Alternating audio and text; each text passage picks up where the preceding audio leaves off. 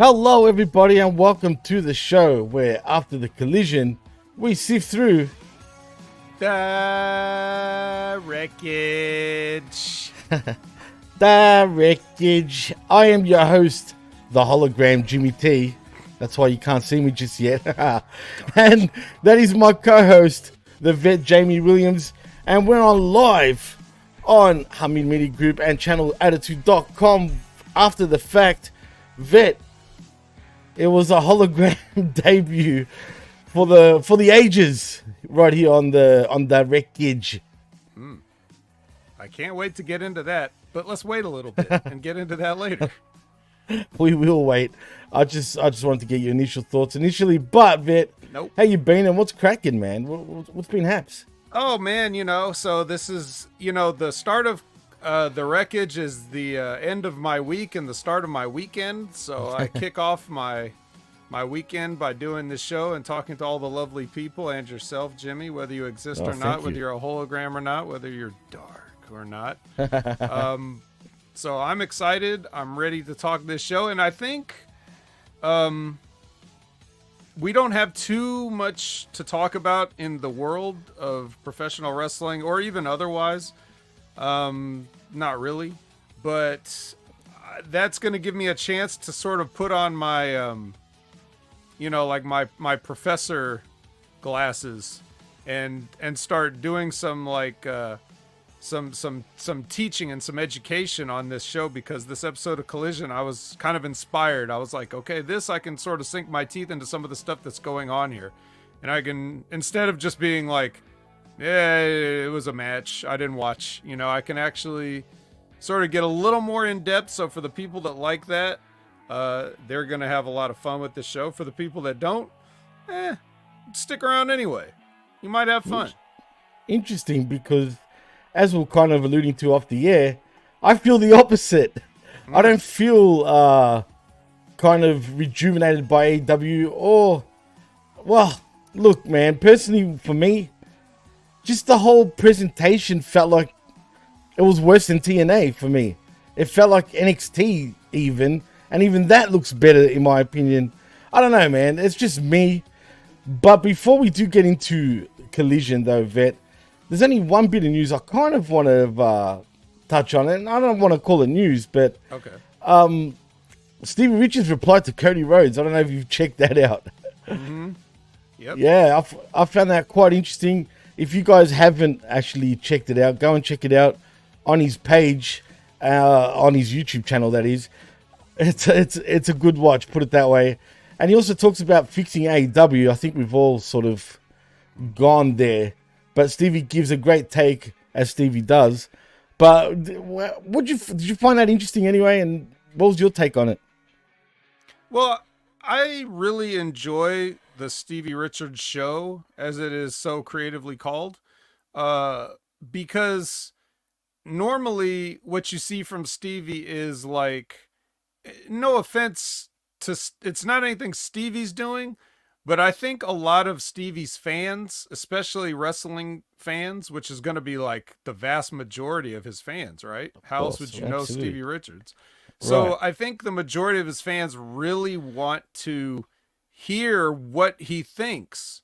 And when he does the Raw and SmackDown review, after Vince Russo cuts a promo and Ben Hameen cuts a promo, Stevie Richards is left with like very little, like they don't leave much on the bone for him to get into. So he kind of just adds a little bit of color commentary on that show. And then when he's doing his fitness reviews and everything, that's really great. But for the people that want to see him talk about wrestling, this show kind of gives him a chance to get in depth with some of his thoughts in the way that he usually hasn't in the past. So Right. I enjoy that aspect of it.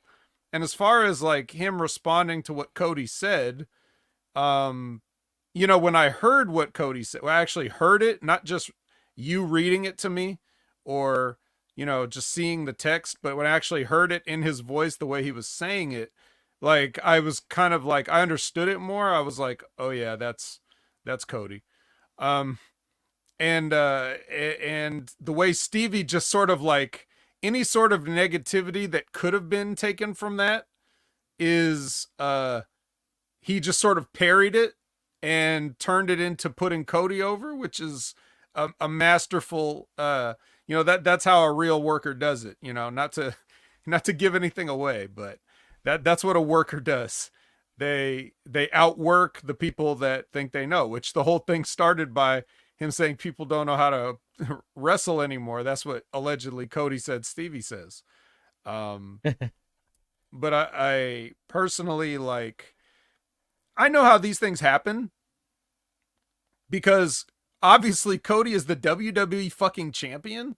So it's not like he's sitting around listening to every podcast and listening to all this stuff, right? He probably only hears certain things that people, send him, like the way people probably told Stevie, like, can you believe Cody said this about you? And then he might hear the clip. I'm sure, Stevie Rich is not listening to every 2-hour Chris Van Vliet interview that comes down the tubes, right? Like he's too busy to do that too. So people send him like whatever the negative aspects of whatever somebody's doing, right? Like anybody can go into somebody's content, cut out all the negative stuff, make a clip show out of it. Same way everybody thinks that, like every AEW fan that doesn't listen to 6 hours a week of the Jim Cornette podcasts think that Jim Cornette is a racist and he's behind the times and all this other stuff. When they're not listening to his full show to get the full context of what he's saying, they only hear the negative clips out of the 6 hours. And it's the same thing that these happen. People weaponize negativity out of context, pass it around, and then everybody sort of forms their narratives and then starts arguing over that. So that's kind of become what more of the internet wrestling community landscape is like. It's like people using their own, this weaponized content against each other.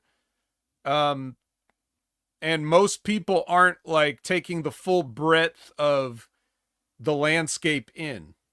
So everybody just stays at odds with each other. And it's harder. You get a very segmented community that way.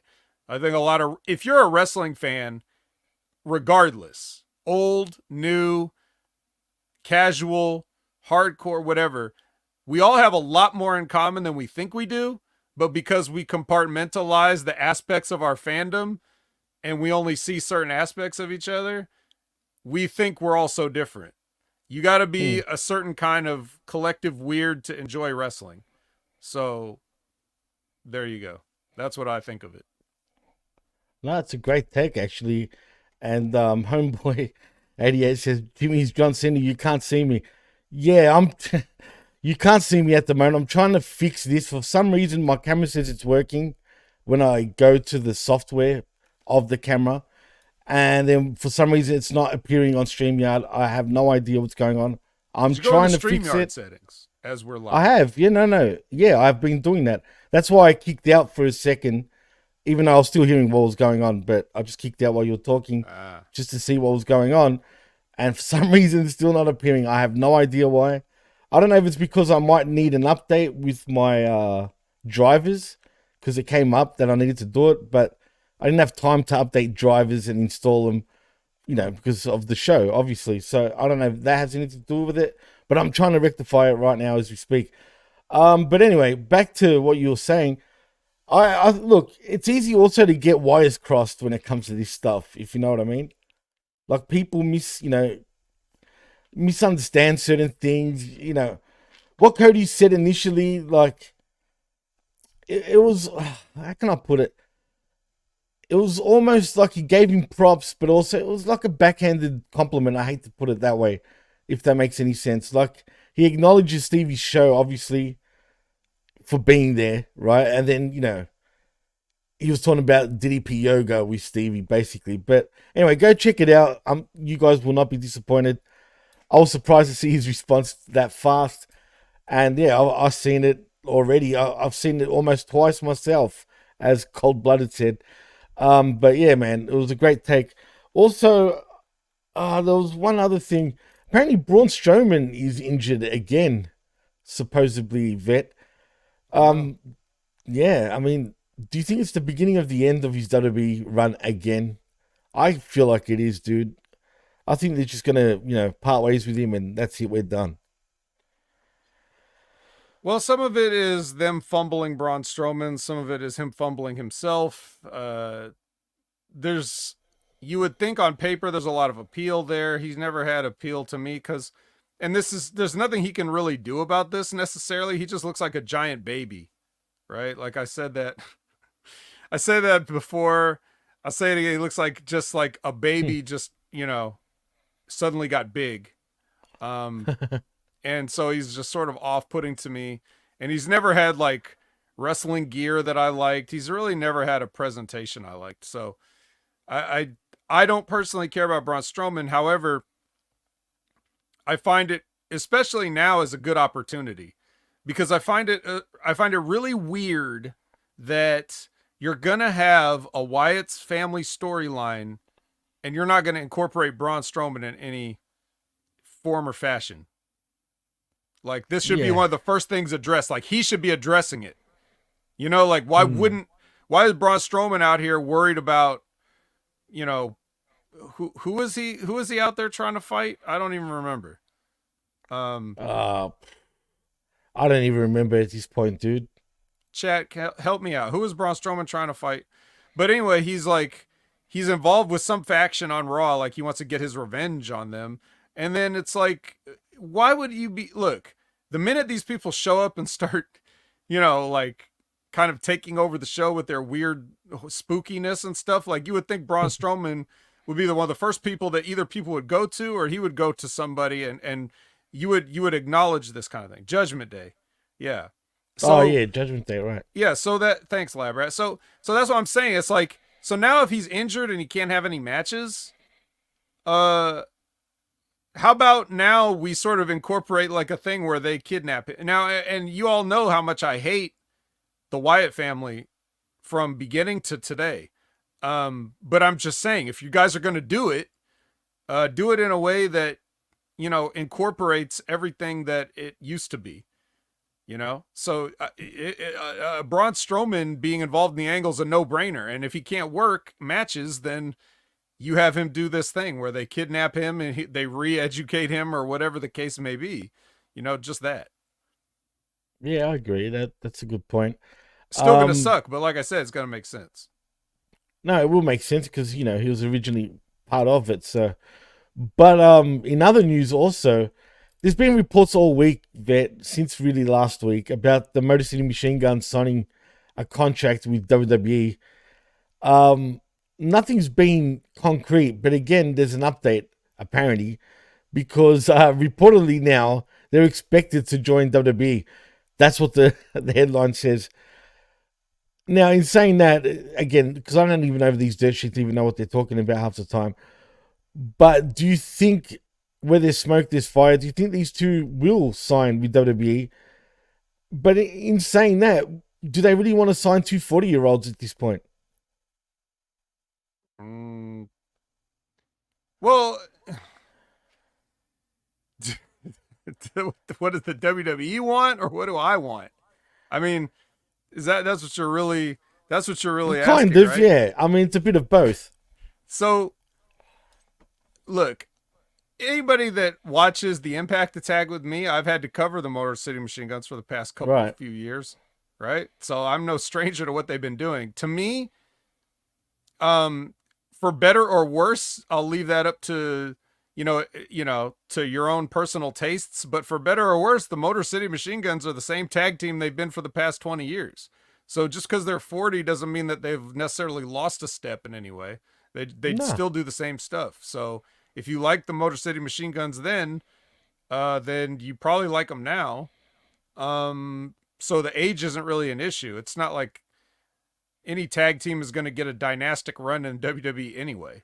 So it's just, it's not a bad signing if you were to bring them in.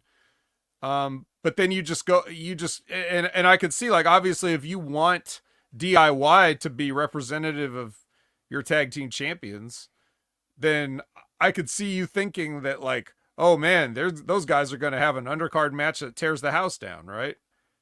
So, yeah. Um so like that is not that bad of an idea. However, just me personally, like I'm done with them and have been for forever. So I don't Fucking really Motor care City where they Machine go or Guns. what they do at this point. Yeah, I've been watching it for way too many years at this point. Also, I mean, I didn't mind them. I think I like their theme more than them personally. I've never been a Saban fan. Put it that way. I mean, I just, yeah, okay, I get it. I know Detroit, right? Even though it feels like, This is Michigan. The right, hand is exactly, Michigan. exactly. And where they point on the exactly. hand is where Detroit is. But technically, you'd think they're pointing like to the US and they're pointing down the bottom, signifying Detroit. But I know they're pointing out Michigan. There's Detroit. But Michigan is But in the you could have north. fooled me. Exactly. But anyway, look, I think they'll suit NXT for me, and I don't really see him. Look, I could be More wrong. 40-year-olds in NXT. What is this, 2014? I know it's true. It's 2024. I mean, 10 years later. I mean, it could be a thing. No, they need. But I feel like No. I just want to say this because people are obviously saying that. Cold Blooded said it. Zane Vicious saying it. The NXT doesn't need tag teams. The WWE needs tag teams. Their tag team division is ass, and they're treating it like ass. They need to get serious about it. And if they bring an established team like that, that's a bunch that every matchup is a fresh matchup. You could sort of jumpstart the tag team division if these guys come in and make a splash. And again, that's me, that's me as a hater. I'm just being trying to be fair and honest. that's fair enough. I mean, no, you got a good point, man. Look, we'll see what happens. Like I said, nothing's concrete. This rumor's been sort of going around for the last week, and the latest on that is apparently they're going to reportedly sign with WWE. But yeah, like you said before, Vet, this is a quiet week again in terms of news, man. Other than not that anyone cares, but Jinder Mahal, debuted on GCW. I mean, I don't personally care. Yeah, it's actually, what do they call him now? Jinder Mahal or something. I can't even remember, man. I kid you not, it's something similar, right? Minder But like, Jahal. Minder Jahal, some shit like that, dude. I kid Joey you not. When I Samoa? saw it, that's always the best one. Joey Samoa. It's no shit. It's very close to Mahal, but it's like they took out the AL at the end. Something along those lines, man. I can't even remember, but he looks great. I mean, I'm shocked that he's still only 34, man. When you think about it, I thought he was a lot older than that because he looks fucking a lot older, to be fair. Mm-hmm. But good luck to Jinder. I always say Jinder my balls, but yeah, good luck to him anyway. Maybe one day we'll see him back in the WWE. But really, that's the news, man. That's about it. There's really nothing more to talk about when it comes to that. So are you saying that we should put the gloves on? Well, I think we should because, yeah, I know you can't see points of Detroit down there somewhere, but it's up there. But you know what I mean. What is Zane said? Raj Desi. Is that his name? Pretty good. I have no idea. Is it his name? Because I saw something else, but it doesn't matter still. Everybody in wrestling who's Indian, their name is like Raj something or Singh something. Like everyone's a Singh true. relative in wrestling.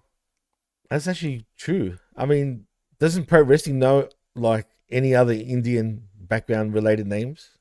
They don't. Like why can't they come up with like Pumba Rajaban or something like that? I don't fucking know. See, look at me being stereotypical. It's funny. It's like every Samoan has different names, but they're all related. And none of the Indian people are related, and they all have the same last name. It's hilarious. Well. I mean, it's hard to think of another Indian name, from the top of your head, to be honest. Well, I'm sure they could if they really tried. Yeah, I'm sure they could too, for sure. But I think it's time to put the gloves on, man, because Right. I know it's an early one, but Sifting. shit, we've got to start. Oh no, Serge, don't say that. Do not say that, man. That's what we don't need in wrestling. You already An got Indian Jacob doing bloodline. this. That could be Jesus gimmick Christ. infringement, bro.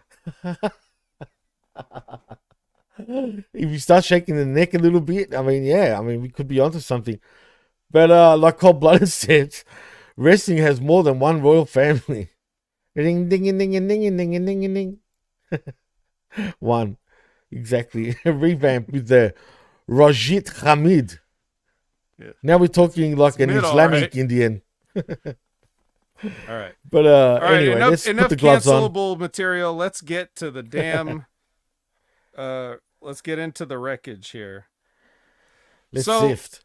number one, we got a brand new opening. Opening song. Yeesh. I mean, Yes. we're not paying Elton John royalties anymore. He's got enough money. And R.I.P. to Elton John. yeah, and The song that is not the man, just his right. usage The of song, the song on the show. Just to clear that up. So this is the start of the summer series, as they kept saying throughout the show. And what that is, if you guys don't remember when we were talking about it, they signed a deal with the esports arena in Arlington to do like all their collision tapings here for next few weeks. So they're something they're trying out. So everybody's been telling, because they're all booking geniuses and they all run wrestling companies before. Everybody's been telling AEW they need to run smaller venues. I called it, Here they are. They're running a smaller venue, just like you all told them to. And Jimmy, what was your impression? The first thing that you started when you watched this show, what was your first impression of this venue and how it felt? honestly, dude, for me, it felt second rate. I'm not gonna lie. Oh, It- really? yes, You mean it didn't I'm- feel like a big arena feel, and it didn't feel like a I big know time what you're production? getting at. I know what you're trying to do here, right? Trying to I do. see what you're doing. I see what you're doing here, right? And yeah, but look, even though I did say that, right? I did say I was one of those people that said they should go to smaller buildings. But when I say smaller buildings, at least somewhere where it looks kind of like, man, this place was like just dark as, dude. It was just blacked out everywhere. I know apparently it was pretty packed, supposedly, but surely the way it was set up, it wouldn't have been good if you were in the 4th, 5th, 6th, 7th. Yeah, I know, I get it. But look, I think if you were towards the back end of that place, because I don't think there was really any bleachers in there, was there? You can't see. It's too dark. Exactly, you can't see. And I'm assuming there isn't, to be honest, because it's supposed to be like a convention center. And when I say that, I'm not talking about like an arena, but like an esports stadium, like you know they call it. Just one big hall, shall we say, in a way. This is for watching You know what I mean? people play Valorant in. Not for wrestling. What? You've said it, dude. So in my opinion, yeah, like Zane says, the Hammerstein Ballroom would be a perfect setup, in my opinion, which would look so much better on television than this summer in Arlington, whatever it is. So basically what I'm trying to get at, I don't like the presentation or the look of it. Okay. Honestly, TNA looks better right now at this point. Well, first of all, no, they don't. But I understand the sentiment. Not having watched Slamversary, maybe that looks good. But their weekly actually TVs did. still look like... So, but this is what I'm saying. When everybody was saying this, and they're saying they have to run smaller venues, I told them, what did I say? If you guys remember, what I said was they can't go back now because they've tried to tell you that this is a big production that's on par with the WWE. They're trying to compete with the WWE. They're running the same buildings that the WWE would run. They're trying to run these arenas, and they're trying to seem like they're big time, even if they're not.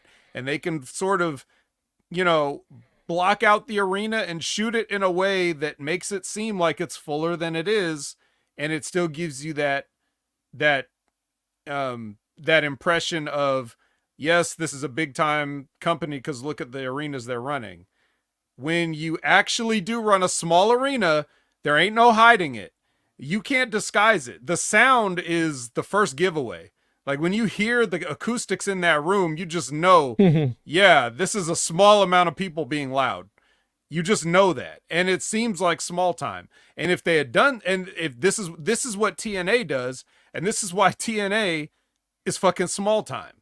Because it feels small time. So AEW is trying to trick you into thinking they're bigger than they are, but they're still bigger time than this. Now they've done exactly what everybody said, and they're testing out this sort of residency type thing. So this is kind of like, you know, when an artist is in Vegas and you could go see their shows in the same, you know, room that they play every single night, right? You're not going to get a stadium sellout for Celine Dion 30 nights in a row or whatever it is. You're going to get a room full of people who are just passing through the city on their way to, you know, gamble or whatever. So that's what I'm saying. This is what you, be careful what you wish for, because this is what you get. All right, but look, the thing is, man, look, I know they're experimenting and all that, right? And that's cool and all. And again, like you said, be careful what you ask for because you might just get it, right? And here we are, we got it, right? But they could have been better. Look, at the end of the day, if they're going to do a resident thing, right, wouldn't it be just better off doing it at Daddy's place? It looks much better for television. I think it's like, I mean, you can't, you could always do that, but then people will know that's like, you're just doing that because it's your home base and you're trying to save money or whatever. And also, you know, you want to make a deal with, like, obviously there's a benefit to the esports arena to have business come through there too. I guess. Yeah. So no, it's all cool. It's all part of the business to do these things. It's beneficial for both parties. So they're trying it out. And I'm just saying, like, people say run smaller venues. This is what you get. You get small time. That's it. I warned you all, and now you've seen it. Now, that being said, I actually agree with Cold Blooded. I liked how it felt. I just don't want this all the time. I think this is okay sometimes, but like as far as this particular show, like I liked a lot of things about it, and I didn't mind it. I kind of liked the way the show played out. I do think it looks better than TNA does weekly. As a TNA reviewer, I can say that. So it was fine with me. Like, I don't mind, but I was never the one telling them they had to move into smaller venues. I said, that's true. Yeah, you can do that sometimes. Sometimes you can do it. That's the thing. Like WWE would run a Hammerstein and it would be cool looking because that building looks cool. Right? Absolutely. For sure. But they don't want to do that if they can fit more people in those rooms. So that's a special occasion. So I think that it'd be cool to do venues like that look really cool. And there's a venue in that TNA runs sometime in Toronto. It's I forget the name of it, but the venue looks really cool. They can't run it all the time, but it's good sometimes. Is it like a nightclub setting, sort of? I think so. I think it normally is like a club. Yeah, it's like a club balconies. There's a balcony sort of section. Yeah, I know what you're talking about. Yeah, so I like that look. And if you can find places that look unique, that are smaller, then that's cool, because then it feels like, oh, we did this on purpose. We obviously could have sold out a bigger building, but we went here on purpose. Like, we wanted to go to this place. And I think that's cool to do that sometimes. But I still think you got to run the big buildings in the hope that, yes, you could sell more tickets, and you also still have to have that big time feel. So fake it till you make it. Well, for me, it reminded me of an old school episode of WCW Worldwide, bro. Or even like WCW Saturday Night, but like towards the death of it, not back in the heyday when it was the show for WCW before Nitro, obviously, and Thunder and whatnot. Well, there you go. It felt like that. You know what I mean? And the only thing that I'm worried about, that we're going to get a weaker card You know what I mean? Week in, week out, like because of this setting, if that makes any sense. You know what I mean? And I don't want that. Yeah. Well, if they had started running places like this, like Labrat says, when you buy yourself a top spot, no other, the only other place to go is down, right? Right. And if they had started in smaller venues like this, they never would have went up because they wouldn't have even gotten taken as seriously as they did from the start. So no, I see where you're coming from, man, for sure. Well, they're experimenting. We'll see what happens. Yeah, we'll see what happens. But let's get into the actual show part of the show, the actual meat and potatoes of the. Let's see what we got on the menu. Oh my God, they are serving up the first course is Darby Allin. You're serving me a succulent, delicious Darby Allin right off the bat. I feel spoiled. Darby Allin. Oof. He was a bit hypocritical with his promo event when we get to it, but I just wanted to point that out. Well, let me tell you something, brother. I'm in. You serve up a Darby, I've got my fork, I've got my knife, and I'm salivating. And then I agree. I'm a Darby fan too, man. Yeah, and we haven't seen him in a while because he's been hurt. And the only other thing he's done is do run-ins and shit. And he's gonna be on Blood and Guts, so they need him back. So who's he in there with? Oh, Jimmy, your favorite, the Beast Mortos. Morto. I know his name's got more with the mask. I know his name's got more in it, right? Mm-hmm. That doesn't mean we want to see more with Mortos every week. Sorry, I'm sorry. Well, personally, me, I don't want to see Mortos all the time, but a little bit of Mortos can do a good thing for Mortos. And Mortos and Darby, hey, that's a first time apparently ever. Got a history. I think, maybe. Well, no, actually, it's not. It is their third time ever, as a matter of fact. Yes. Okay. There's a fun fact. Yeah. Well, what do you think about the mask, though? It's different now. Like, it's slightly been modified. The ram horns are really prominent now. So yeah, he's starting to look more like his Taurus sort of look. You want to talk about mess with the bull, get the horns. Well, what happens if you mess with the ram or the beast? Morto. What a name. You gotta love it, man. Well, since we were speaking about the machine guns earlier, I think it's fair to borrow a line from Chris Sabin because I loved this match.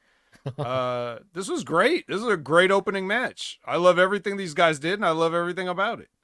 You got a Darby Allin who can he's known for stunts, but he can kind of do it all. And then you got like one of the best bases in Lucha Libre right now today. And that's just so basically what in simpler terms, you got a guy that flies and you got a guy that can catch. So, you know, we're being treated to like two of the top pros at their given, specialties. And they work their specialties pretty much in this match. Yeah. And but I also like how they started, with simple stuff. Like putting over the strength of Mortos and, Darby trying to wrestle and not getting exactly what he wants. And then all this stuff. It was kind of an old school style match in many ways, man. Yeah. It was like an old school wrestling match. And that's going to figure into the card as we go on throughout the night, because this match was like a really good, if you're putting a top to bottom card together, this match was a really good opening match where it gives you a little bit of everything that you can expect, but it saves the more what's the word I want to say? It saves plenty for the other people who are only going to do one or two things later. Like if you're a high flyer, you got a big debut later, so you don't want to do all of that stuff. So and do a little bit here, and then, but this is sort of like the little something for everybody match, the establishing match. We put this on, we give them wrestling, we give them a little bit of excitement, we give them the Darby high spots, and we give the Darby win. So great match to open. They pulled it off. It was pretty flawless, except for he did that crucifix off the second rope. It looked like he dropped him right on his fucking head. But other than that, Good match. I really liked it. I love both the guys. So we're off to a good start for me. What about you? Anything to add about the match itself before we get to the promo? Well, like you said, I initially got kind of, excited because of Darby on Collision is a rarity. So I was kind of, pretty hyped for it, man. Look, the match was great, like you said, and it did have an old school feel to it in many ways because both wrestlers were working their styles, you know what I mean, their specialties. Even though Darby didn't overdo the high flying stuff, he really hardly done much. Like when it came to the high flying stuff, essentially the match was, I don't want to say 50-50 because it really wasn't. Mortos was kind of getting the most and the best of, Darby pretty much all match. But it was your typical sort of AEW matchup or even a Darby match where he ends up, finding the way to win. But I felt like, did it go a little too long though? A little bit. It felt like it went over 20 minutes. I don't remember, but I'm not going to complain if I like it. Right. No, look, it was good enough. I just felt like if there was any gripe for me, it was just a little too long, but that's really a real small gripe. Other than that, it was very much enjoyable. Just the promo part, though, Vet, is a little hypocritical of him in some ways, but I'll let you do the rest. All right. Well, I'm not going to go over word for word what he said, but he got the mic right after, and he was basically talking to the Elite about how they never promote Collision. They're never at Collision. They never promote Collision. But he's basically saying like AEW's his baby now, is what he said. I think those are his words actually. But you didn't like this, huh? Well, only because he said that the Bucks are hardly, or they don't want to turn up onto Collision, which is true. But to be fair, injured or not, neither does Darby really. Mm-hmm. So, you know what I mean? I don't know why he would even say that when he's no better in that sense. Well, that's why, That's why he hasn't been. I know, but even before that, though. They're the characters of the EVPs, so you could say like it's their job to promote, and they're not doing it. So I get what you're saying. It's like maybe somebody that has been on Collision week after week after week should be saying this to them, but still we know why he's been gone, and he was on Collision before, so he was one of the hand-picked guys, right? So. Supposedly, right. But even then, he wasn't on that frequently. Like, I feel like this is a rarity. I know, but like you said, he was injured. But still, you know what I mean? Maybe he could do a few more appearances before he says stuff like that. But then again, he could be just working. You know what I mean? But did he seem a little concussed? What? Did he seem a little concussed after the match? I don't know. He always seems a little bit. That's what I'm saying. I don't know if he's working it or right, exactly. So that's why there's no point. But he just seemed a little like, off here and there. But anyway, great match to start off with. Now this set the tone for me, and then that's where I get a little disappointed. But the please tone gets continue. weird. Tone gets weird quick. Well, the next thing we see is Billy Gunn setting the Acclaimed straight, like he's basically cutting that speech on them, telling them that they need to stop goofing around and be the best. So haven't we heard this before with the exact same plays? Well, apparently they keep veering off out of line and need to get brought back in line constantly. Well, he really is. Geez. He really is daddy ass. Like he has to take care of the kids and how many times have I told you? That's basically this promo. So. Could this be an opportunity for him to turn on these guys for not listening to him eventually?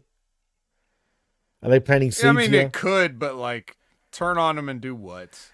Just keep them together. I'm so tired of turns. You know what I say? No turns. No turns, but they veer. Let's say to be topical, if I was campaigning, say, for anything, the platform I would run on is no more wrestling turns.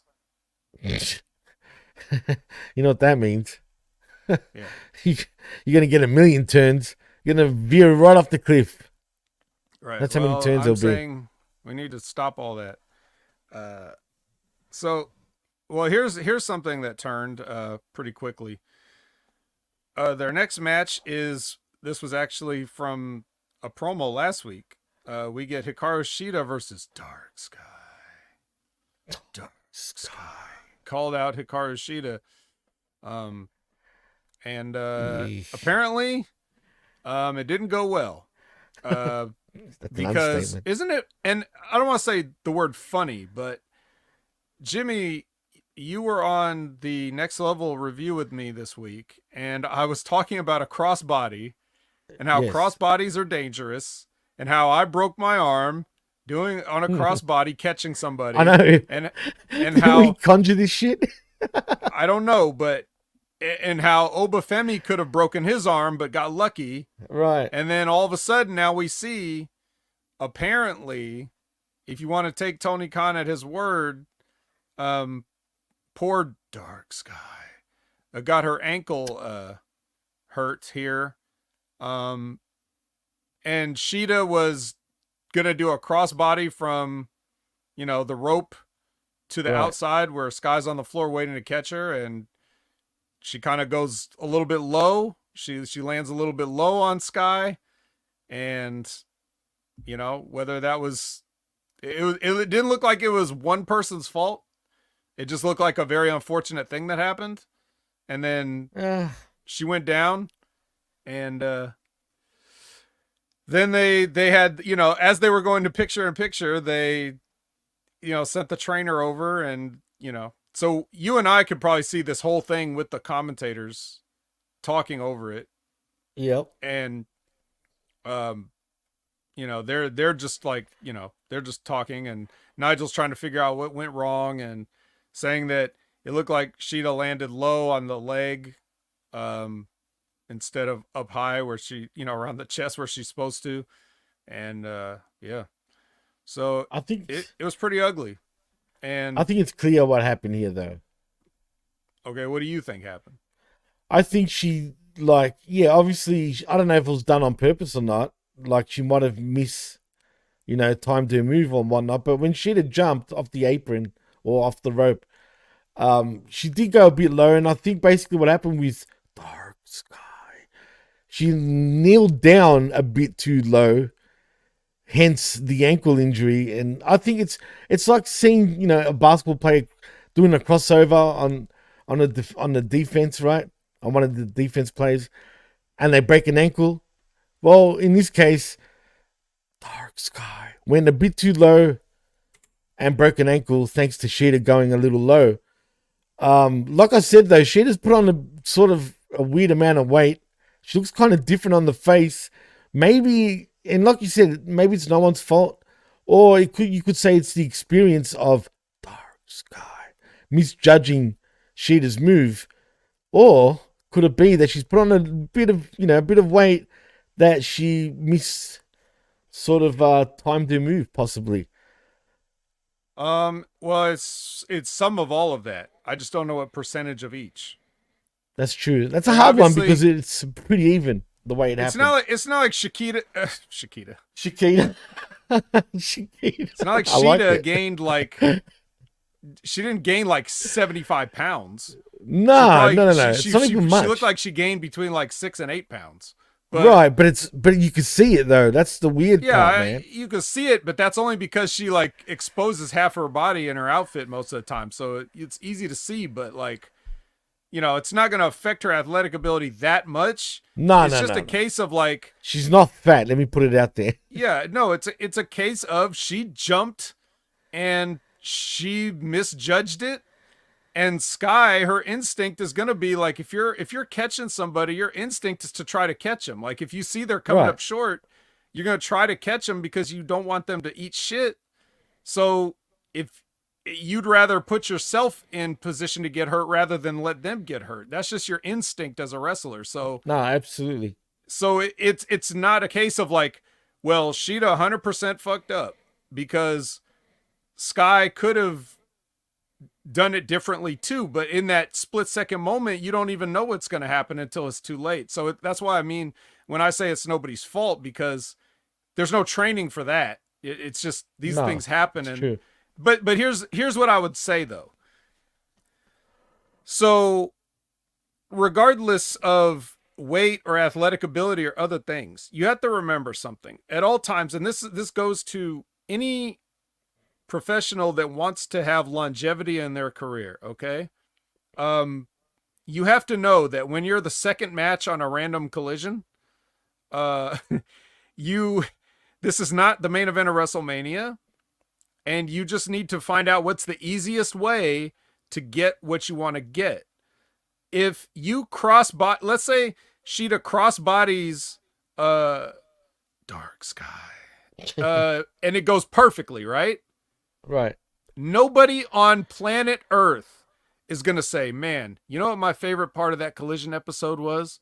When Sheeta did a crossbody on Dark Sky. No one will think that because they've seen it a million times from a million people. It won't be their favorite part.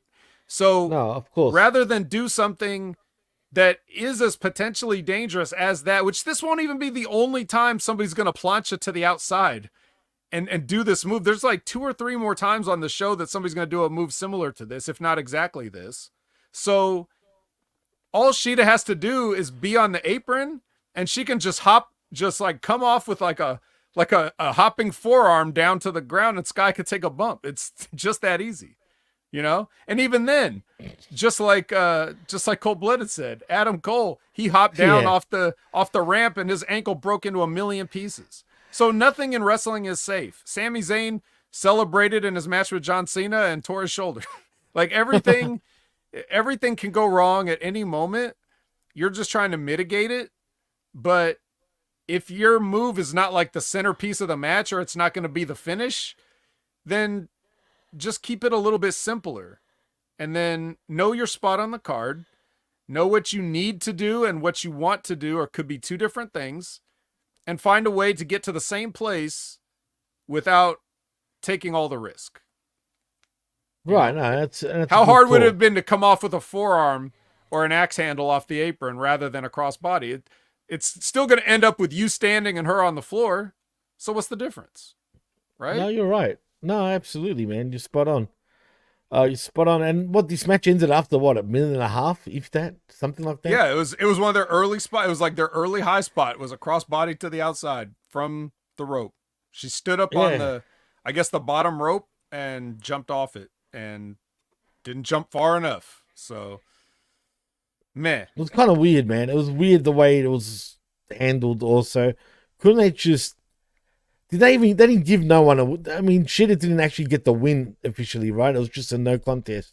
I don't even... No, I think she won because here's what happened. Okay. This is weird, and I don't know what it looked like to people watching on cable, but if you're watching the pirate feed, while Sky's getting checked out, the referee tells Sheeta go to the back. So Sheeta goes all the way up the ramp to the back. And then after they come back from break, Sheeta comes back out with the referee, and the referee like raises her hand. Says, yeah, that was bizarre. Your winner due to a stoppage, which it's like, okay, first of all, that brings up another point.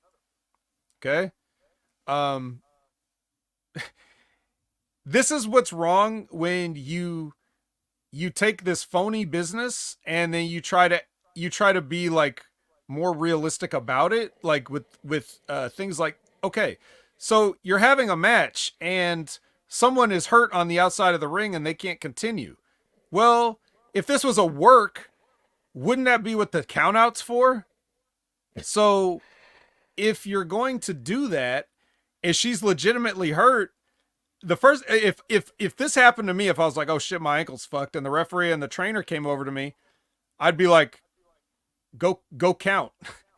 Like I'm fucked. Go count. I'd tell the ref to get in the ring and count, and then I could like on the ground, I could like struggle around and like get counted out, and then people will worry about me. That's but if you just stop the match and say like, well, her ankle's hurt, stop the match, then you're basically saying, hey, wrestling's fake and something real happened. So that means everybody that sells everything as a work, like, why isn't the match stopped? Yeah, no, it's stupid, dude. It's why isn't every match that Seth Rollins has ever had been stopped when he clutches his knee, right? Right, exactly. Like Seth Rollins should have lost like 500 matches by stoppage at this point. But yeah, no, you're right. You can't have it both ways. I agree with you, man. No. So if I you're mean, already do it outside the properly. ring, then just counter out. Right? It's not like hard, man. insensitive. Like it's not like, No. oh, the poor hurt girl, and you counted her out as a work. Like, who fucking cares? And if you're in the ring, I'd be like, pin me. Just pin me. It's over. I can't. Just do Well, it. Don't like stop the match to say, hey guys, I know wrestling's fake, but come on, they got really hurt. This isn't fake hurt. Come on, we're stopping the match. Like, don't do that. Don't do that. Even if everybody knows wrestling's fake, don't do that. It's dumb. it's dumb, and clearly these referees haven't been trained for this situation. It's not their it's not their fault. Maybe I'm not blaming. No, it's orders. not. No, Maybe, absolutely like, not their fault. But this happened in WWE too. Remember when Giovanni Vinci got like knocked silly in a match? It was a tag team match. It was Imperium versus New Day. And rather than just let him tag his partner and then do a quick, like, he could have tagged in Ludwig and Kofi Kingston could have gave him a quick small package and ended the match. But instead of that, they stopped the whole thing and said, New Day is the winner because he can't continue. Like, what do you mean? It's a tag team match. You still got a healthy guy. What are we doing here? Those are stupid. Yeah, it's weird, especially by WWE standards, because usually they don't do that, but they have done it on numerous occasions. But yeah, look, I don't know what to say to that anymore. It's just, unless it's something really serious, like they're dying, then I can understand if you're doing that, right?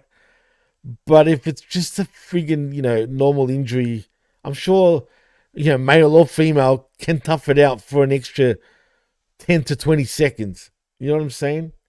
Is that just is that like a new generation thing? Like, is that where It seems like it. did somebody have a match on the indies and they got hurt, so the referee counted them out and then they cried about it afterwards? Yeah, it would have surprised me, dude. How could you count me out? I was really hurt. And then they were like, oh, sorry, we didn't mean to hurt your feelings. Man, don't be surprised, man. That could easily be the case. Think about it, dude. I mean, it's 2024. I wouldn't put it past that. So, I mean, because, like you said, Bro. I mean, why would they be doing, they used to do the opposite years ago. Why do this now? Like, so maybe you're onto something. I'm not saying like Triple H tear your quad and finish the match. No, I was thinking Triple H, like, I'm just saying, like, the minute you know something's wrong, you could still do a fake finish to wrap up the wrestling part of the match to not kill the illusion. We don't ruin my immersion, damn it. Yeah, man, don't alienate us for crying out loud. Yeah, it's still real to us, but that's what I was saying. Imagine like, so how like like Tom Cruise does all his like own stunts for the Mission Impossible shit, and he gets hurt sometimes. It's like, right. Can you imagine if they left that in? It's like, come on, guys, we got to stop the movie. Tom's hurt. Like, they just leave it in, and they have like the medics come in, and they just leave it all, and they put that in the finished movie. Like, you'd be like, what is this? What are you doing? Oh, man. It's so bad. But regardless, I think Elaborate, says it best. Wrestling logic at its best. It's not even wrestling logic. This is, I don't know what this is. This is some new age bullshit. Well, you didn't know? These matches are phony. Phony. Beep, beep, beep, beep, beep. Yeah, man. Oh, dude, I to the point that I'm just like, you remember when, the famous thing where Top Dollar did that, he did that, he tried to do that dive rope and just fell out of the ring and landed on his feet and everybody just fell over. Yeah. Bro, I'm so bad though. I would have, if I was Top Dollar, I would have immediately collapsed to the ground and had them stretcher me out. There ain't no way I'm gonna live that down, so I'm gonna fake an injury and have them carry me out and get an ambulance or whatever. Like, he probably would have got fired just for that, but dude, yeah, he got fired anyway, so you might as well. Oh no, that's true. That was the beginning of the end for him. No, he just stood up. He just stood there like, yeah. Like, it's like, no, the first thing, if I realize I fucked up, like, as I'm going over in my mind, I'm like, okay, I'm taking a bump on the outside and I'm just going to lie there like I'm paralyzed. There's no way I'm going to try to stand up after this. I ain't showing my face again. Yep. I ain't Like, I'm hurt. getting up. I'm hurt, guys. I'm concussed. Get the stretcher. Get the stretcher. I ain't gonna have people Imagine. laugh at me for the rest of my life.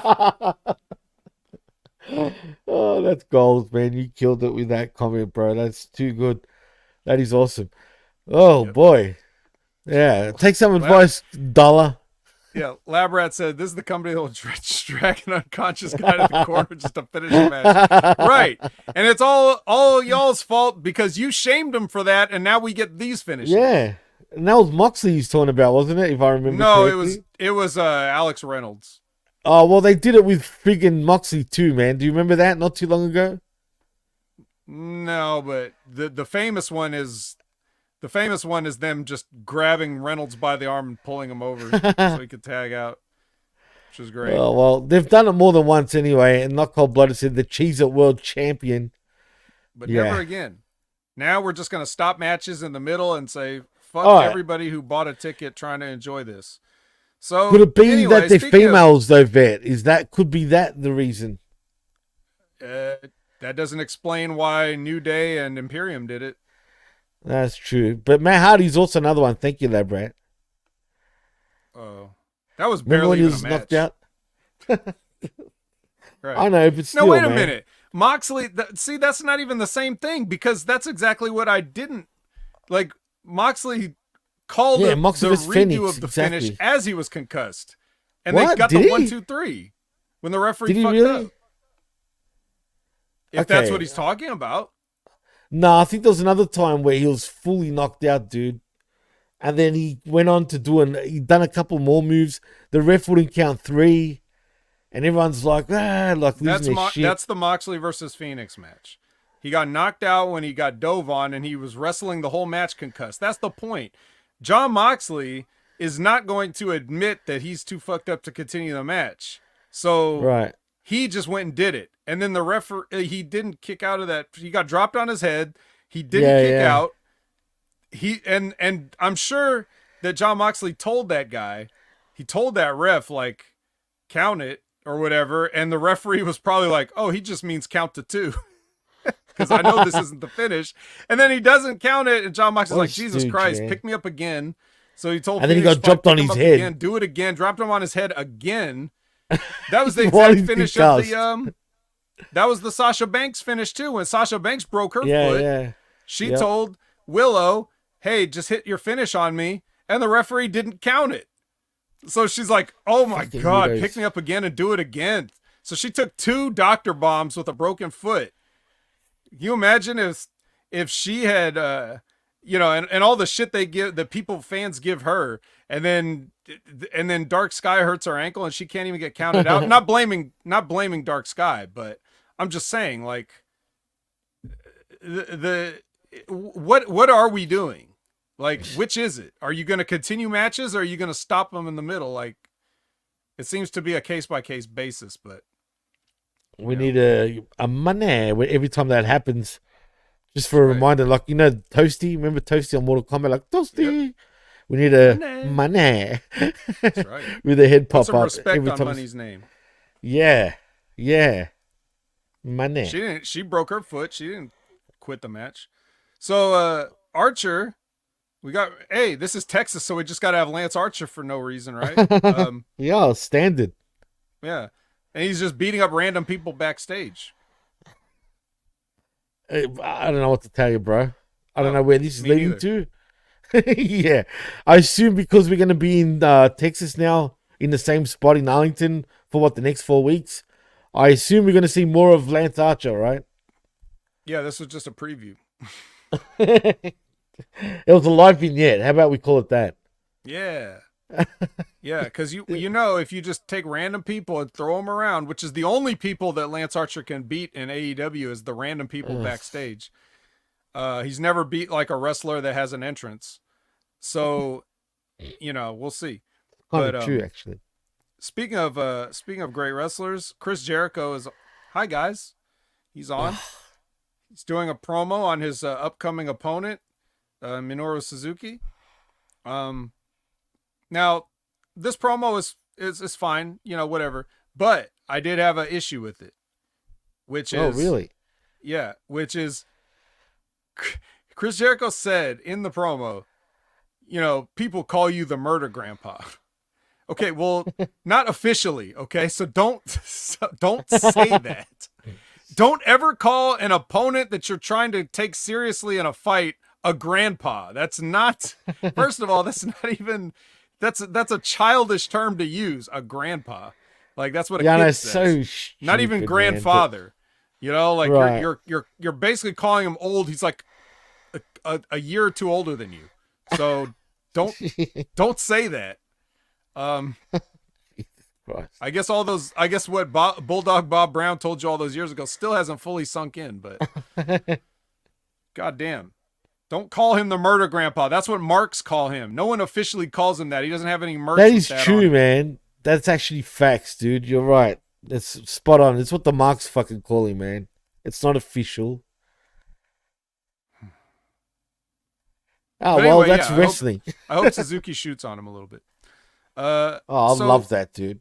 Yeah. So now we are treated to the premier athletes, and specifically Tony Nese. He gets on the mic after Smart Mark Sterling passes it over, and he says that everything's bigger in Texas because everybody in Texas is fat, and he says he's got an open contract, and anybody could have answered this open contract. And I was like, wow. Well, I already got a Derby match, but it would be great in Texas that I haven't seen in a while and who's just should be about ready to come back. What if it's the Limitless one? But instead it was Ray Phoenix. So not as exciting, but pretty good, I guess. I mean, if you like that sort of thing. Is it really? Just be honest. Ray Phoenix. Ray Phoenix. Ray Phoenix. Yeah. He's all right. Yeah, nah. I mean, he drops people on their head sometimes, but other than that. Sometimes is an understatement. Once in a while. Nah. Once in a while, yeah. Every, maybe once every 3 weeks, once a month. Something along those lines. Did he drop Tony Nese on his head? I don't recall. No, he didn't. But is it safe to say that Phoenix right now, his stock has gone so low that just I don't care anymore? Think about how sort of over he was. And when I say over, I'm not saying in over in a literal sense because he's not. But I mean when he had a lot of hype in TNA or Impact Wrestling at the time, there was so much hype on him, man. Him and his brother. Now look where he's gotten, bro. He's lost all that hype and some. Well, it's very, very sad. However, but Phoenix I'm sound. sure that the people there in the arena seem to be excited, mildly, to see him. Mildly. Was anyone excited on this show? It felt very kind of quiet. Yeah, it was a little bit quiet. But I mean, here's the thing. That's just because, you have the premier athletes. We don't see them. We see them so inconsistently that they don't even have any heat. You see Tony Nese trying his ass off to get heat by calling Texas fat, but they still didn't even boo him that much. It was like I guess no reaction, we'll boo dude. Just because we're supposed to, but we don't feel like it. It's hot. Too hot to boo. You know what? It probably was in there, man. It probably was. But any case, but this was though we've had the good opening match. We would have had a women's match, but it unfortunately cut short. And then we get this match, which would be like, hey, these are the athletic guys, these guys can do some cool athletic shit. So now we kind of get the high spot match in there for that variety. So I like the placement of this match a little bit. I know what's coming later, but I'll explain why that's different. But even though I personally did not care for this match, this would just be like I guess on the a la carte menu, this would just be like when the waiter refills your water, your water, not your soda, your water. No, just the Would you like some more water, sir? Oh yes, please, thank you. And we're talking about straight tap water, not fucking bottled but shit. It's ice put it water. That way. It's ice water. Right, that's ice water, absolutely. It's refreshing. It's still refreshing. Right. It's just, nothing special. So Right. there you go. And Phoenix won with the I want to say the frog splash, Yeah, I believe. which is like, well, that's not your move, but I guess in Well, Texas you think just want to about get it. some Guerrero. Like, Does he want to break another head? I mean, every time he tries doing his finisher these days, he's knocking someone out cold, bro. I mean, he could do a different finisher. So he done the Phoenix Splash. Actually, don't do a He, Phoenix Splash. he could do the himself. Do not do a splash. Phoenix Splash. Yeah, that's why I said that, but not. But there's literally a move called the Phoenix Splash. Right. But maybe we can change it Done to the by some guy that constantly FENIX. hurts his knee, but none of his matches ever get stopped. Go figure, right? Yeah. You're on fire tonight, man. I like it. Exactly. All right. Well, according to Cold Blooded, before you move on, that was his salad and breadstick. Makes sense. Also, good analogy there. Without dip, though. No dip. No dip. Yeah, no. Well, yeah. Breads you don't need, Or, I don't know if this one suits better, but a wonderful cranberry pecan salad. Yeah. Hey, if it's wonderful, it's wonderful. But I'm like somewhere out there, there's people that like don't like any of the people we like, but they love Ray Phoenix and they love Tony Nese. If Surge is still here, I'm sure he loves Tony Nese. It seems like right up his alley. An athletic guy that's built, that's boring as shit. Like that's Surge's favorite wrestler. That's boring as shit. So, I don't know if that's a compliment or a fucking... It's both. So Shivani brings out FTR. Oh, yes. Yeah, this was great. You always, of all these guys, you want to no flips, no fists, just words. Just roids, bro. Just cashing. He's out there. He denies any wrongdoing in so many words. If you know, you know. And then Axe the Axe Axon just says a bunch of wrestling promo cliches. This is just your typical FTR promo now these days, dude. Yep. This is what they do. I mean, same promo like Labrat said as well. Look, FTR with the same promo over and over again. Over and over. At this point, they're just... what do you do with FTR now, Vet? Really? Release them. Just release them. Jeez. There you go.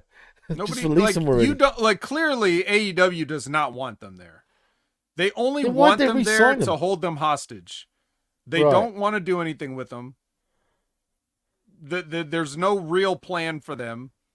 There's no consistency with them. They know that they would probably get re-signed by the WWE if they did release them, which is why they won't. And also Tony shit. says he doesn't release people, so they won't. But you're not going to do anything with them, so it'd just be best for everybody if you just let them go.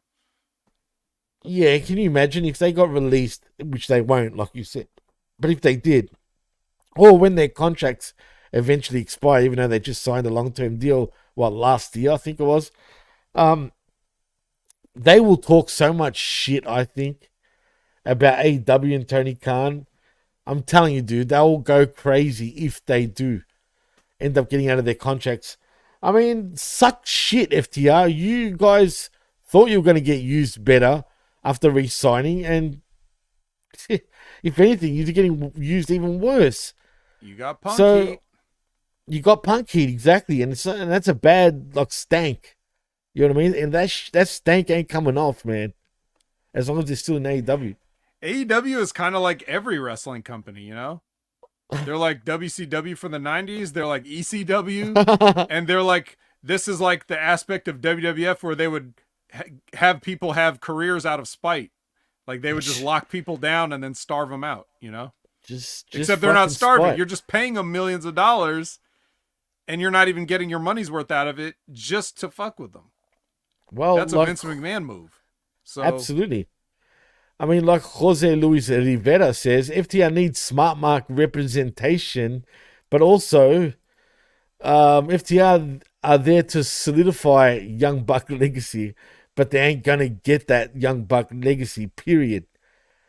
Which doesn't even make sense because if the Young Bucks just need to go over on people, then all they could do is build up other tag teams just to go over on them, and they don't even do that. So they're not even being assholes correctly. Cold-Blooded says, this was the part where I bought an unsweetened tea instead of sweet. It's also a good analogy. And then he asked, did something new happen for him to bring up that case out? But yeah, I think all the charges got dropped. So it did get dropped. Recently. Nothing's going on right now. He's off the hook, man. We pretty much knew that was going to happen anyway. But Labrat also says FTR might have been better off in WWE with that horrible gear. I agree 100%. They should have been the Jokers of WWE. Yeah, is he talking about the clown outfits? Yeah. The baby Huey stuff? Didn't they have shillelaghs too or some shit? Probably. Weren't they like Irish leprechauns at one stage? I don't remember if I ever saw the pictures. I just heard them described. But there's actually prototypes out there. You know what? As much as AEW doesn't want to use them, I don't want to talk about them anymore. So let's move on. Oh, let's fuck them. Yeah. Cash, Lexi is now with Hikaru Shida, and Shida's saying she came for a fight, and but you know, so she actually wants to. Long story short, she wants to fight with Britt Baker. So there you go. Are we gonna get that on Dynamite? Yeah, can't wait. No crossbodies, please. Yeah, take that. Lose some weight. You fat. No. No, she's not fat. She's not fat, actually, but she's put on weight. That's it. She's not fat, though. That's right. I want to keep saying that. Yeah, she'd be a 10 out of 10 in almost any wrestling fans, you know. No, she's still got a great body. Make no mistake about it. So, next, we're getting another delicious treat because we have Roderick Strong, which is like, okay, you know, Roderick Strong. I didn't ask for this. I didn't order this. It gets stale, that treat, though, after a while, let's be honest. Yes. But he's taking on the Stone Pitbull. Tough and hard. Tomohiro Ishii. Yeah, I mean, this was a typical Ishii Strong match in many ways. They both got their shit in, bro. He's like, I don't want to do nothing. But here's the thing. Here's the thing about Ishii, though. And I think a lot of Japanese wrestlers are underrated in this way. I've watched Ishii's, I've seen almost most of the matches he's had in his life in the past 7 years, 6-7 years. Right. During that span of time, I've seen most of the matches he's had. I watch every New Japan match. I watch the matches he has in America when he comes over. He did a little run in TNA there, or it was still Impact when Brandon and I were covering it for Impact Attack. But one of the things that's really underrated about the guys from Japan, especially New Japan, is they usually know their spot on the card on a given show, and they work to that spot. So Ishii's on this show in the middle of the card, and he's not going to do anything. This is exactly what I'm talking about when I talk about you know how I said earlier with the ladies match about how they shouldn't be doing cross bodies if it's not going to mean anything. Right. Yeah. So Ishii's like, okay, I'm in the middle of the card on a random collision and I'm doing a job. So we're just going to stand here and chop each other. That's what we're doing. Now, when Ishii is in those situations where he needs to be the main event of a show, let's say it's the closing match of one of the G1 nights, or, on the rare occasion he gets a title shot, or those type of situations. Right. He works his ass off, and they know they could plug him in and get a 25-30 minute main event out of him against the best guys in the world when they need to. Right. He's one of those guys when they need to. They're never going to push him as the top guy, but he can always main event on any given night. And he does. And if he has a different type of match when he's doing that. He sells more and he works harder, and he's really good. Even as far as being like 46 or whatever he is. But He's aged this is quick, just though, man. This is just like, I'm doing a job in the middle of a random show, so this is what you get. And that's what a professional does. Well, look, you know what else he's underestimated on in a way? He does sell, dude. People say he doesn't sell, but he actually does sell. And he sold in this match. Mm-hmm. The only thing that worries me about him, the way he sells, because he looks kind of older now. He's letting the white, he's embracing the whiteness, shall we say, right? The gray hair, the gray beard, whatever, even though he's got no hair. But you can see his beard is gray. He sells like a bit of an old man, if that makes any sense. Like, does that make sense? I can't explain it. Like, when he gets hit, he kind of looks the same. He looks the same. When the camera pans out, dude, he looks the same all the time. It's when it sort of zooms in a little bit and you see that he's aged a bit. Because, man, think of Ishii, like you said, about 6 years ago, bro. Well, he was 6 years younger. Right, but but it's a huge difference, though, in a way, dude. It is. Like, but he can still go, though. He can still go. And I think his selling is very underestimated because he does sell, dude. When the Japanese wrestlers want to sell, they will sell. This is what Ishii does. If you guys notice, it's actually pretty good. He no-sells it to your face, and then when you're not looking, he sells it because the character is like, I can't let you see me hurt, even though you're hurting me. I can't show you that I'm hurt. People, for fuck's sake. Yeah. So like, he'll sit there and take a bunch of shots from a guy, and then he'll knock him down. And then while the guy's like knocked down on the ground, then Ishii starts selling everything that just happened to him. So it's just his way of telling a story in the ring, but that's the whole point. Is like, I'm not going to show weakness to you. That's the character. So it works for him. You can't have everybody on the card do it, and a lot of people that try to emulate styles like this don't know about those little nuances, and they just go with the no selling part. So it doesn't work without the actual sell, and then at the end of the match, a lot of the times, win or lose or draw, he has to get help to the back. So he's selling then. Always that's part of his shtick, dude. He always gets help to the back.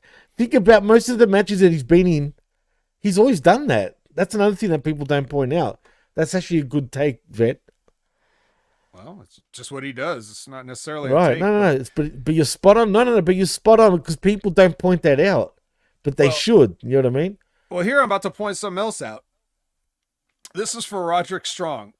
Because this whole match is going to be you guys mostly chopping each other, and then like a couple of bumps or whatever. But like, why are you kayfabing the chops, Roddy?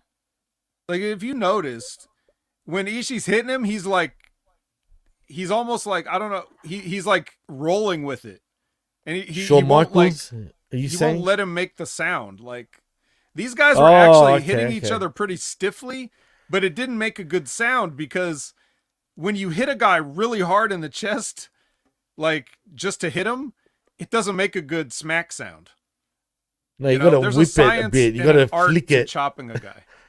Yeah, you got to flick the wrist a little bit, to get that sort of sound. No, you don't flick a wrist, but it's just the thing is it's like, it's all about how your hand is, where you hit on their chest, and like, some of it is like the motion. It's mostly that comes from your shoulder and your hips and stuff like that. And you can actually make a real good popping sound where it sounds like you blistered somebody, and it doesn't. Ouch. It's not that painful, but it still stings. The first one you've ever gotten would be friggin' tough, though, man. Like, how did it feel getting your first chop, like by someone that can actually chop, though? Well, I'm a little twisted because I kind of like that. Really? Yeah, but that's the problem. Like, some people will hit you and it'll look like a shitty chop, but it really hurts. Like if you get chopped in the nipple, or if they hit you with the side of the hand. Especially on a cold fucking day or some shit, cold night. Oof. It's like, let's just say there's a technique and an art to it. If I was good at Okay. anything in wrestling, it's that. So I could talk about Really? chops very That's even minutely and cooler. granularly, but you know, what I wanted to point out though is that the way you take one, if you're receiving one and you want the guy to look good or sound good, you have to kind of have your shoulders back and you have to sort of relax your chest. And Okay. if you tighten up like you're flexing your pecs, it's not going to make a good sound. You want them to hit all that top meat and it makes a good sound. If you I see what flex you it and said. make your pec harder, it doesn't make a good sound. And it And makes sense, obviously. So Roddy, just keep loose, in other words. when Ishii's swinging at Roddy, Roddy's like moving back with it. So he's not Maybe it hurts standing you, there dude. Right. to take the blow. Now Ishii's just standing there and letting Roddy hit him. That's why they were making sense. But if he's going to do that for you, you got to do that for him. You can't just bitch Right. out, especially Roderick Strong. Like Roderick Strong chops people all the fucking time. But he wants to dish it out, but he doesn't want to take it. So it's like that's rude. You know, that's discourteous. That is rude. You must No, absolutely. you must give as good as you get if you're going to do chops. If I'm in the ring and somebody tells me like, "Hey, I don't like chops," even though I'm really good at chopping, I just won't chop them because if they're not going to chop Really? me back, there's no point. So I'll So if just they leave tell chops you- out tonight. So if they tell you, like, look, man, I'm not comfortable getting chopped and whatnot, Yeah, you will literally not chop them. yeah. I'm because I'm not worried about it. Like I can get over. I Right. don't need a move to get me over. So, Oh, that's interesting. but some people don't mind. Some people don't like getting chopped, but they'll go with it anyway because they want the match to be as good as possible. Like there's all Right. kinds of preferences or whatever that you talk about these things when you get to know people and work with them. You know what they like and Right. they don't like. For sure. And then you don't have to talk about it with them anymore. But when you're not used to working with somebody, you ask them questions like, you know, what do you want to do? You know, what are you not comfortable with or whatever? I'll be like, I'm going to chop you. Is that okay? Is it okay if I chop you? And it's like, I don't really, yeah, it's cool. But if they're not going to do it back, like the whole idea being like, if I chop you, if I'm a heel and I chop you, I want you to get me back and even worse, Right. like harder. Absolutely. Right. So if you can't do it or if you suck at it, I'm not going to do it. Like if they suck too, like if I know they like to chop but they suck, I'm just going to be like, we're not chopping. Like, oh, but I wanted to have like, yeah, but you're not good. You know, like if you're not There's good, your I'm not going to confidence. let you expose yourself. Certainly not to me Right. because it's probably going to hurt me too. So anyway, whatever their deal is, those two guys, that's up to them. But I just thought it was funny how Roddy's kayfabing the chops on Ishii, but you know, he wants to dish it out. But anyway, Could it be just his character, trying to heal it up by doing that? because that's not. He's still like the character is still standing there taking a chop, True. but now he's not selling it correct, or he's not like. Why do you chop a guy? No, I You agree. chop I a know what guy you're saying. because it's an open hand strike. That's the kayfabe reason. It's an open hand strike, so it's legal. But And it sounds lethal too, man. yeah, the work reason is because the fans will hear that and they'll say, well, Right. they didn't fake that. Yeah, no, That's you're the right. old school mentality. It's like if you punch a guy and he doesn't have a mark on him, the fans are going to be like, well, that's a phony punch. Wrestling's fake. If you chop a guy in the chest and your handprint is there and their chest is bleeding, you're like, well, that ain't fake. I saw it. It happened right in front of me. Right. That's right. why chops exist, for all the fans that wonder why wrestlers do it. But there's a psychology to that. And if you're not going to go with the psychology, then you're just doing it to rib yourself because you're a mark. Now, speaking of psychology, here's something that's in a bigger picture. This is something Ishii does that doesn't make sense. And it's a larger issue in wrestling in general. So Ishii does a move which is very impressive. He will superplex you from the second rope, but he'll stall with it. So he'll stand on the second rope and he'll hold you up the way the British Bulldog or whoever does stalling suplexes would. And then he'll come back and give you the superplex right there. So it's really cool because he's such a short guy, but he's strong. very He's holding short. you up. And of course you're helping him, but that's beside the point. The point is it's always a spot to impress the people and have them go, oh, look, he's strong. You know, like that's And that's a signature move of his at this point Right. too, man. He does it all the Signature time. move. So yeah. So here's the issue, Jimmy. What's his finisher? Isn't it? That's a good point, dude. Tell the people what's his finisher, because I know you know it, but they don't know it. Maybe. It's like a brain buster, dude. Right. Yeah. He does so the brain buster, the Ghostbuster style brain buster, the vertical drop brain buster. So you're basically saying is why do that move basically when your finisher's the brain buster, right? So well, yes, but even reversed. Like, if you've got a guy up in the suplex position and you're on the second rope, Right. why wouldn't you give him the brainbuster from there and end true. it? That's a good point. That's actually a great point. No, you're right. That's So, damn, dude. Why did you make me think that way now? because this is what I do. Right, Shout out no, to and Mark that's why Henry. you're great. Yeah. Yeah, exactly. No, but you're spot on, dude. And you'd think he'd know that, right? Like, honestly, you'd think he would. You'd think. But, I mean, that's the thing. He does that from the ground and from the rope. Depending on how he wants to put his match together, he'll give a guy a suplex. But if you have a guy up in the suplex position and your finish is a brainbuster, you just got to go for the brainbuster, don't you?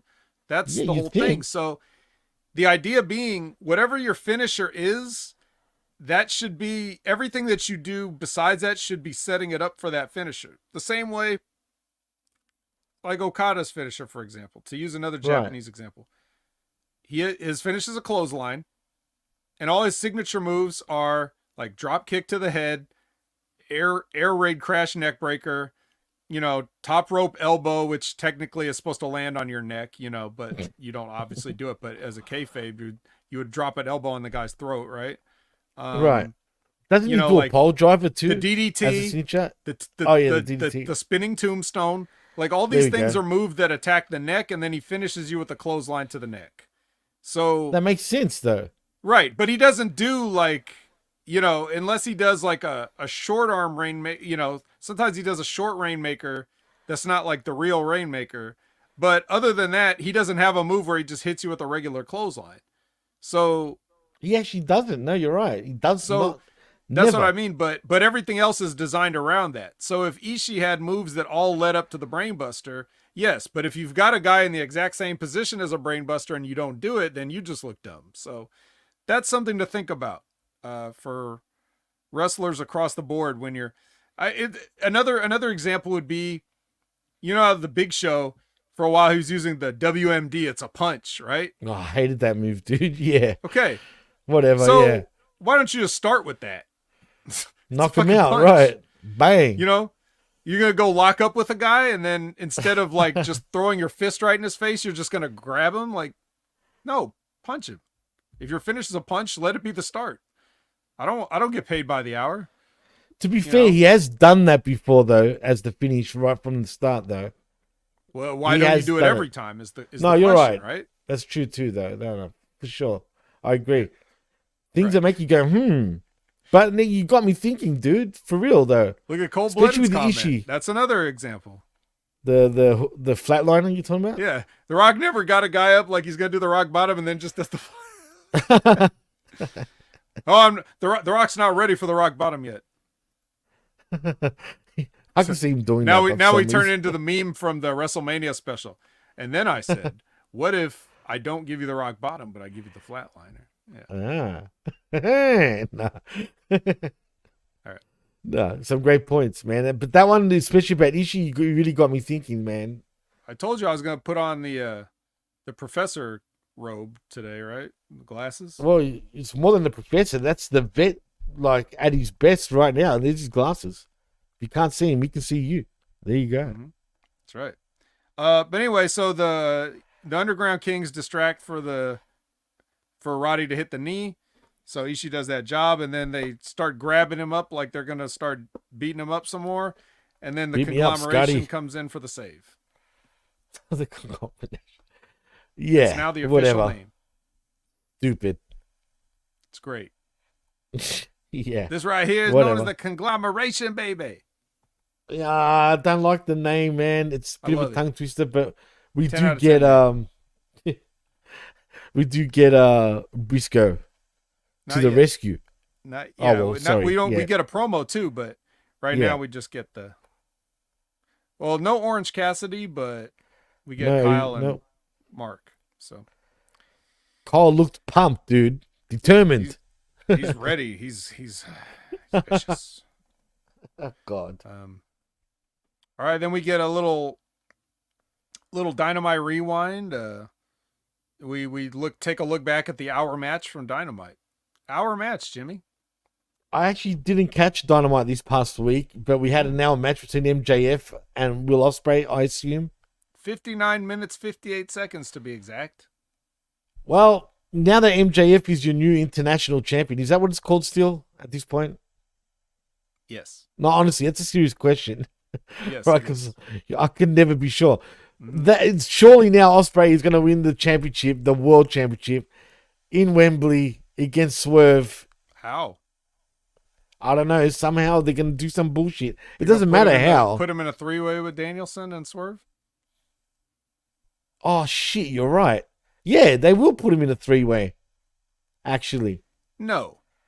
you Fuck don't think so? Will Ospreay. Fuck him. Just because they're having a big event in his home. This on, moron bruv. went and got a tattoo last year. He doesn't deserve a world championship just because they're going to a town. That's He could true. get it. He That's could get true. it next year. I mean, I agree with you, but I just find it odd that he already lost his belt. You know what I mean? It is kind of weird, but at the same time, it's like he did lose it to MJF at least, which the match was great. I loved it. It didn't feel like an hour match. It felt like a good long match, but I couldn't have put a time on it if I wasn't timing it. But just good match from those guys. It was really good. As it should MJF be. kept Will Ospreayness down to a minimum, you know, but he still got all his shit in. It just made sense because MJF was doing it. Grounded him. You know, MJF is so underrated. Even as much as people praise him, he's still underrated. But yeah, it was a good match. So if you don't mind long matches, I would recommend it. I'm not recommending it to you, Jimmy. I mean, you've seen one, you've seen them all. But I mean, like anybody listening, if you missed it, you like good matches, or if you like either one of these guys or both these guys, check it out. But now we're going to get to this could be a real collision here. Ooh. Because I think we have different opinions on this. This is now the long awaited, and by long I mean what, 2-3 weeks? God. Maybe a couple yeah, weeks. maybe 2 weeks. 2 weeks. Less than a month for sure. But we've been awaiting it, no matter how long. We have been awaiting it. We have not gotten it until now. We were waiting, and it's here. We're waiting a long time. And even though we didn't know his name or anything, and some people thought it was Ricochet, even though this guy clearly had hair. I couldn't believe it, bro. Like people were still thinking that all the way till the 11th hour, bro. Yep. Some guy with hair jumped in and out came Ricochet, but nope. I thought I could have sworn it was Glacier. Ooh. Ooh. Glacier Blood Glam. runs cold. Yes. Can we Bro, get a you know stable? who's underrated? Speaking of MJF, you know who else is underrated? Glacier. Man. Glacier was fucking cool. He was Sub-Zero after Sub-Zero. Yeah. But even the matches come on. too, like It was quick. It was quick, bro. Straight to the point, man. But he looked cool in there. Like his martial arts did. looked really good. Like he Does have a legit. He He could did kind of have a work. legit martial arts.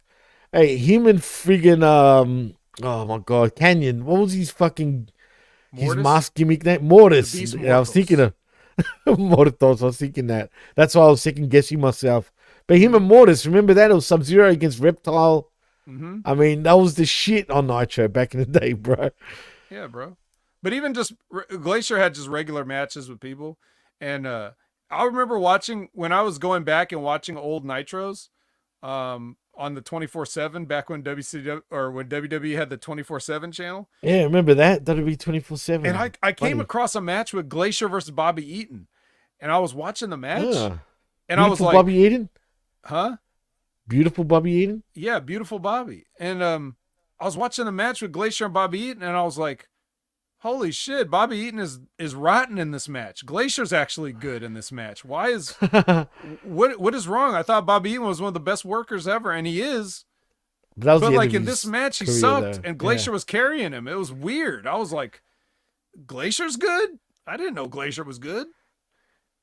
Damn. Glacier, look, I'll be honest, I didn't hate Glacier. I remember when he debuted on fucking Nitro, bro. And it's funny because Cold Blooded, damn, you were only 9 years old.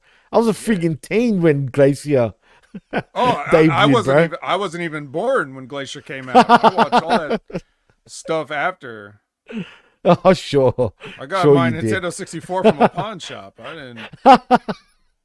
No, but for real, man, I hate to show didn't my have age. My parents pre-order it at Toys R Us. You did, didn't you? Nah, but anyway, that's funny. But no, look, I remember when Glacier fucking debuted. I really did, man. Back in '97, I believe. WCW Saturday Night versus the Gambler. Wait, was it Saturday Night? Yes. I remember his Nitro debut. Actually, I don't remember his Saturday Night. They gave it a test run.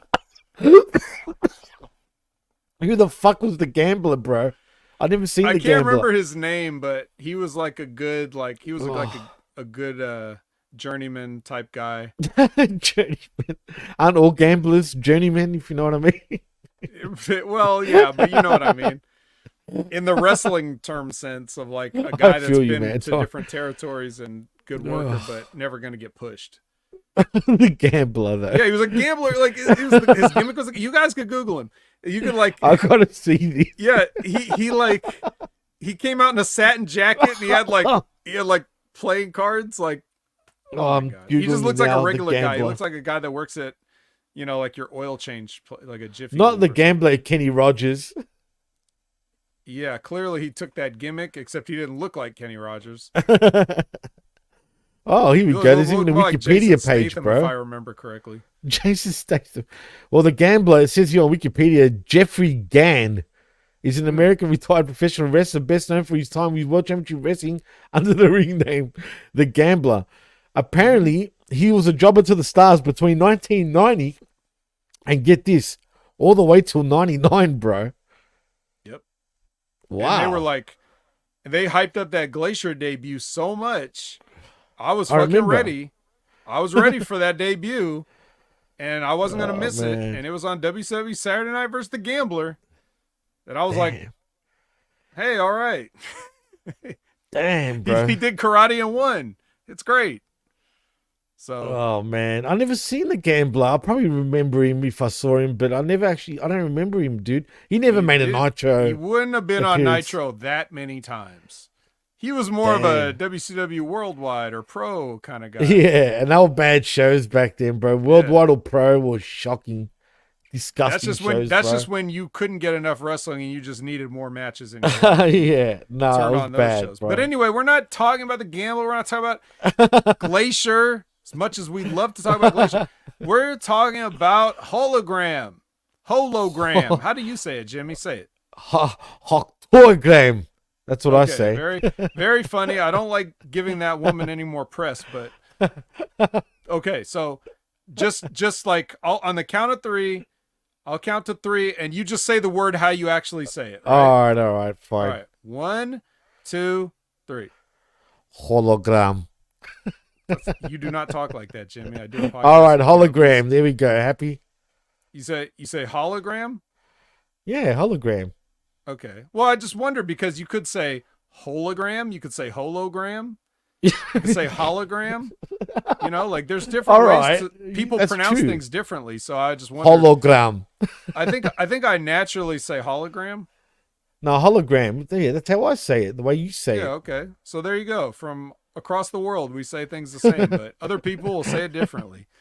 I mean, could they go differently and do a hologram? I don't even think there's a wrong way to pronounce it. I think it could go either or. But anyway, yeah, the big debut. He's taking on Gringo Loco, who's a guy they only bring out to debut a luchador. But I He's remember the Gringo gambler of Loco. luchadors. He Like really is. when they want to showcase a new guy like Commander or Vikingo, they put him in a match with Gringo Loco, who, if you haven't seen Gringo Loco, he's just some fat white guy, but he's really He's athletic. crazy. And, yeah, he's a lucha libre specialist. So so he's pretty good in his own right, but I just don't like He's looking been at him around. because look at him. But Yeah, I know. you know, He looks. he got yeah. the task of like, all right, let's get this guy over, and I think they picked the right guy. But No, they did. He did but make Jimmy him look good, man. Jimmy here, he's not. He's apparently got some things to say. So I'll let you go first. That way we can like finish with a positive note. Oh, okay. Well, first of all, this hologram looks awfully like Serpentico or something, bro. Mm. Like, I don't know who the fuck it is. I'm hearing all sorts of rumors, but really, dude, he's just a surfboard-looking dude who does all the moves that we've seen a million times over already in this very company. Show me something that someone else hasn't done that he's done. What's so special about this hologram? You know what would have been even better for me and what would have got it over even more? If a hologram literally came out to the ring.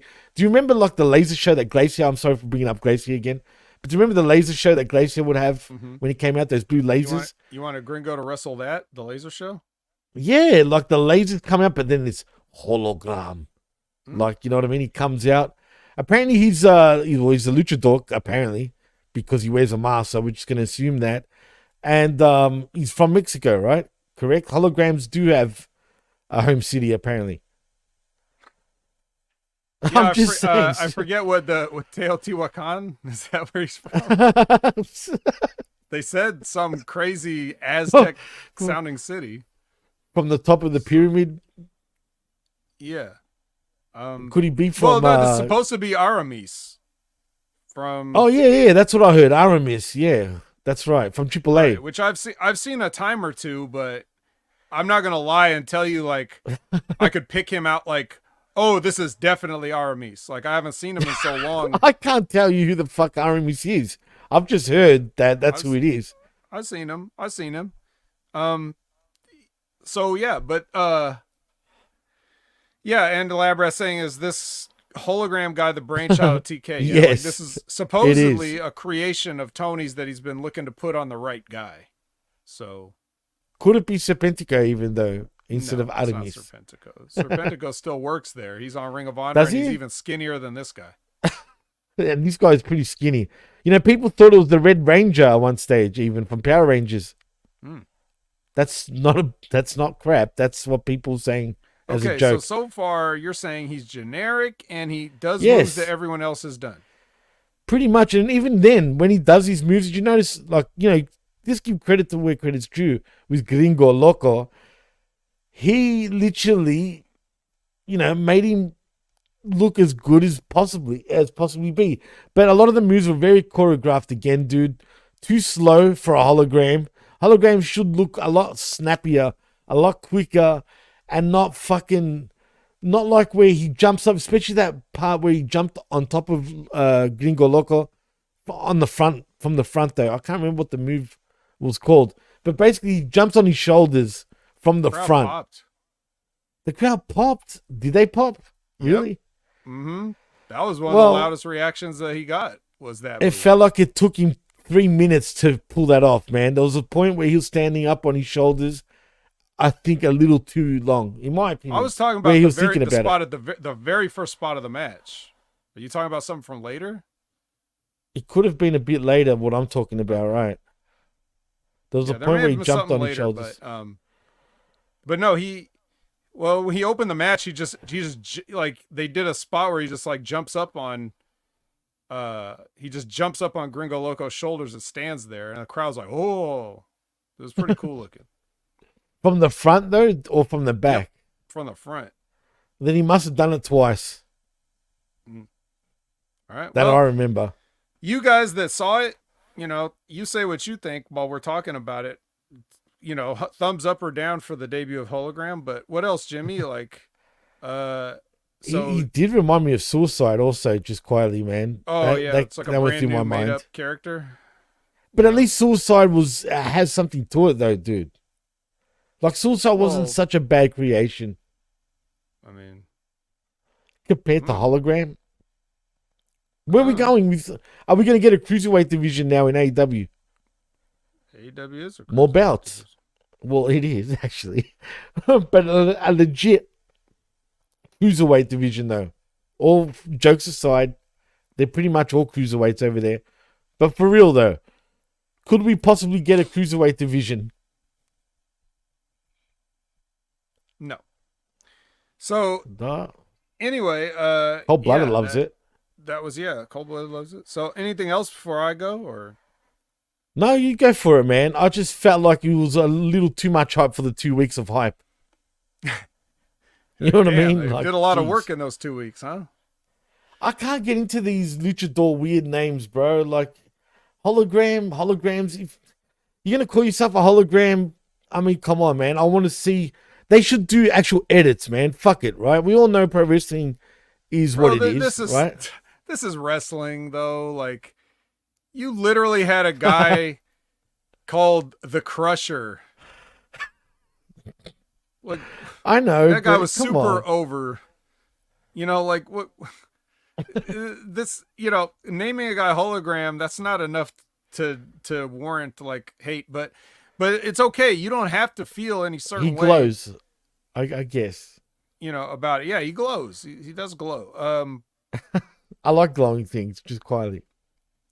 Well, here's the thing. I'm looking at. I guess what I was looking at was like not what it's going to be or what it could be. I looked at what they did, and I like his entrance. I like the look of his entrance. When the lights come on, he kind of looks like a lot of there's a lot of luchadors that have cooler outfits than him. But yeah, very generic, dude. They could do better with that. But but at the same time, it's like, well, you know, it's all been done. It's hard to come up with something new, and it doesn't have to be too crazy. So I was looking at what is he going to pull off, and to what, you know, how's he going to execute it? Didn't look like they messed anything up. Everything he did was very impressive. Even if we've seen some of it before, some of it I haven't seen. A couple things I'd never seen. Some of the stuff I haven't seen in a long time, and not everybody does it. And it's very rare to see guys attempting some of these things that actually don't fuck it up, because we've talked about, you know, guys that are known for one thing and then them not being able to do it. Like, how many things did Vikingo screw up? How many things did Commander screw up or whatever? Like, Commander's one thing is running on the ropes, and there were times when he would struggle with that. So yeah, this guy did a lot of things, and he did them all pretty well, and a lot of that has to do with the credit going to Gringo Loco too for pulling it off. 100%, dude. But that's the whole thing. Like, that was the idea. The idea was to get him over, and they did that, and he got over. He didn't fuck it up. Gringo could have tried his best to get him over, and Hologram could have fucked it up, but he didn't. So they both did their part. I thought the match was exciting. It wasn't too long. It was a good amount of showcase for a debuting character, where Gringo didn't get like any prolonged heat on him. The only criticism I would have for what they did, if they came back through the curtain after that, well, this wouldn't happen, because if I had anything to do with that show, I would have told them to do this before they went out there. But there was a spot right at the end before the finish where it looked like Gringo was trying to get his hands on him, and he kept escaping. Like, he was doing all these like elusive maneuvers, like through the turnbuckle and ducking and doing all this flipping, ducking, sliding, whatever, to get out of his way. And it looked like Gringo Loco was getting tired trying to grab him. And that's a good spot, except they should have opened with that. That makes sense, right? Because now you're establishing, like, man, he really is like a hologram, because you can't touch him, right? Like, that's the joke. But if he does that, right? So Gringo tries to grab him, and he keeps ducking or whatever, and then he's like, "Are you gonna fight or what? You know, like, are you just gonna run the whole time? Or are you gonna fight?" And then that's when he starts hitting him with the spots, and it's like, oh shit, I guess he is gonna fight. Like, that's the storytelling of the match they could have done. Other than that, I liked everything they did. and the finish was he does like an airplane spin, and then a sit out power bomb out of the airplane spin. So, he doesn't do like a crazy flippy of all the crazy flippies and stuff that he did and that other guys do. His finish wasn't just another top rope crazy flippy thing. He actually hits you with a wrestling move to beat you. So I don't know. I would give his debut a thumbs up myself, because of what they executed. Not that he looks the best or that he's the most innovative, but degree of execution, I would say. I would be happy with it if I was Tony. See, for me, the jury's still out. I need to see more. And when I say I need to see more, what are they going to do with this guy moving forward? Do you know what I mean? Like, what's his spot in this company? Is he going to be an attraction type of guy? Where we've seen once a blue moon? Or is he going to be a thing in this company? If he's going to be a thing, that means he's got to be wrestling like-minded wrestlers, right? Basically. I mean, how is he ever going to be taken seriously if you don't bring in a cruiserweight belt at this point? Because that's the ceiling, really, for him. I don't see him ever getting any belt. I don't know. Not that he needs it. Bro, if you're going to put Jungle Boy on my TV every week, if you're going to try to tell me Adam Cole's the top guy, like, don't even give me no shit about Hologram, please. I'm not talking about you. No, I know. Like, you can't look at this. You can't look at this company and then start talking about, well, it's not realistic if a guy, it's... No.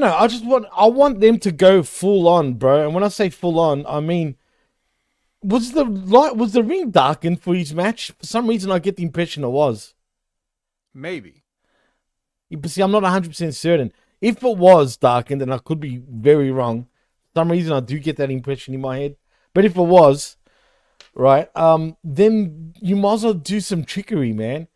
Like, 1 minute you see him on one side of the ring, next thing you know, you see the light go out where he was, and he's on the other side of it. Like, give me some hologram, bro. Well, then you got cooperation. Now it's turning into the Wyatt family. But Javi says the light presentation reminded me of Sin Cara, so maybe it was, but I didn't like that. I never like when wrestlers get lighting treatment.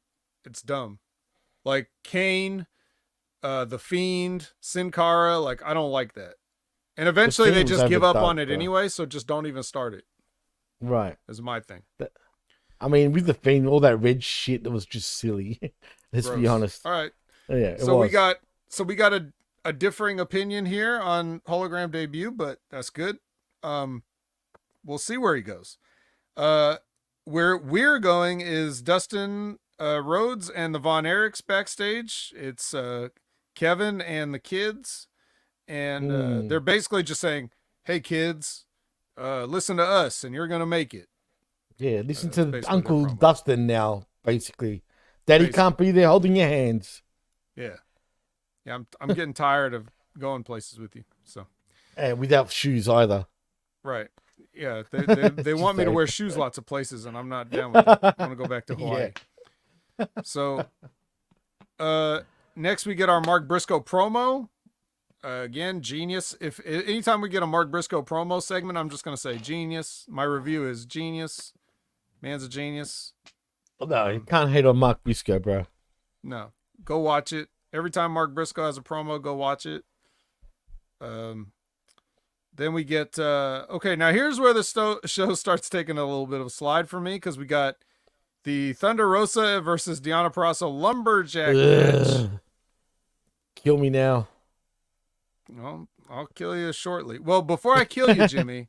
Yes. I want 20 people to gather around and stand there so that when I kill you, you fall on them and they all fall over. Because we haven't seen that since the YouTube dark shows got canceled. Don't. I mean, what can we say about this? We've seen this feud. Dude, again, I've asked this, I think, a week or two ago.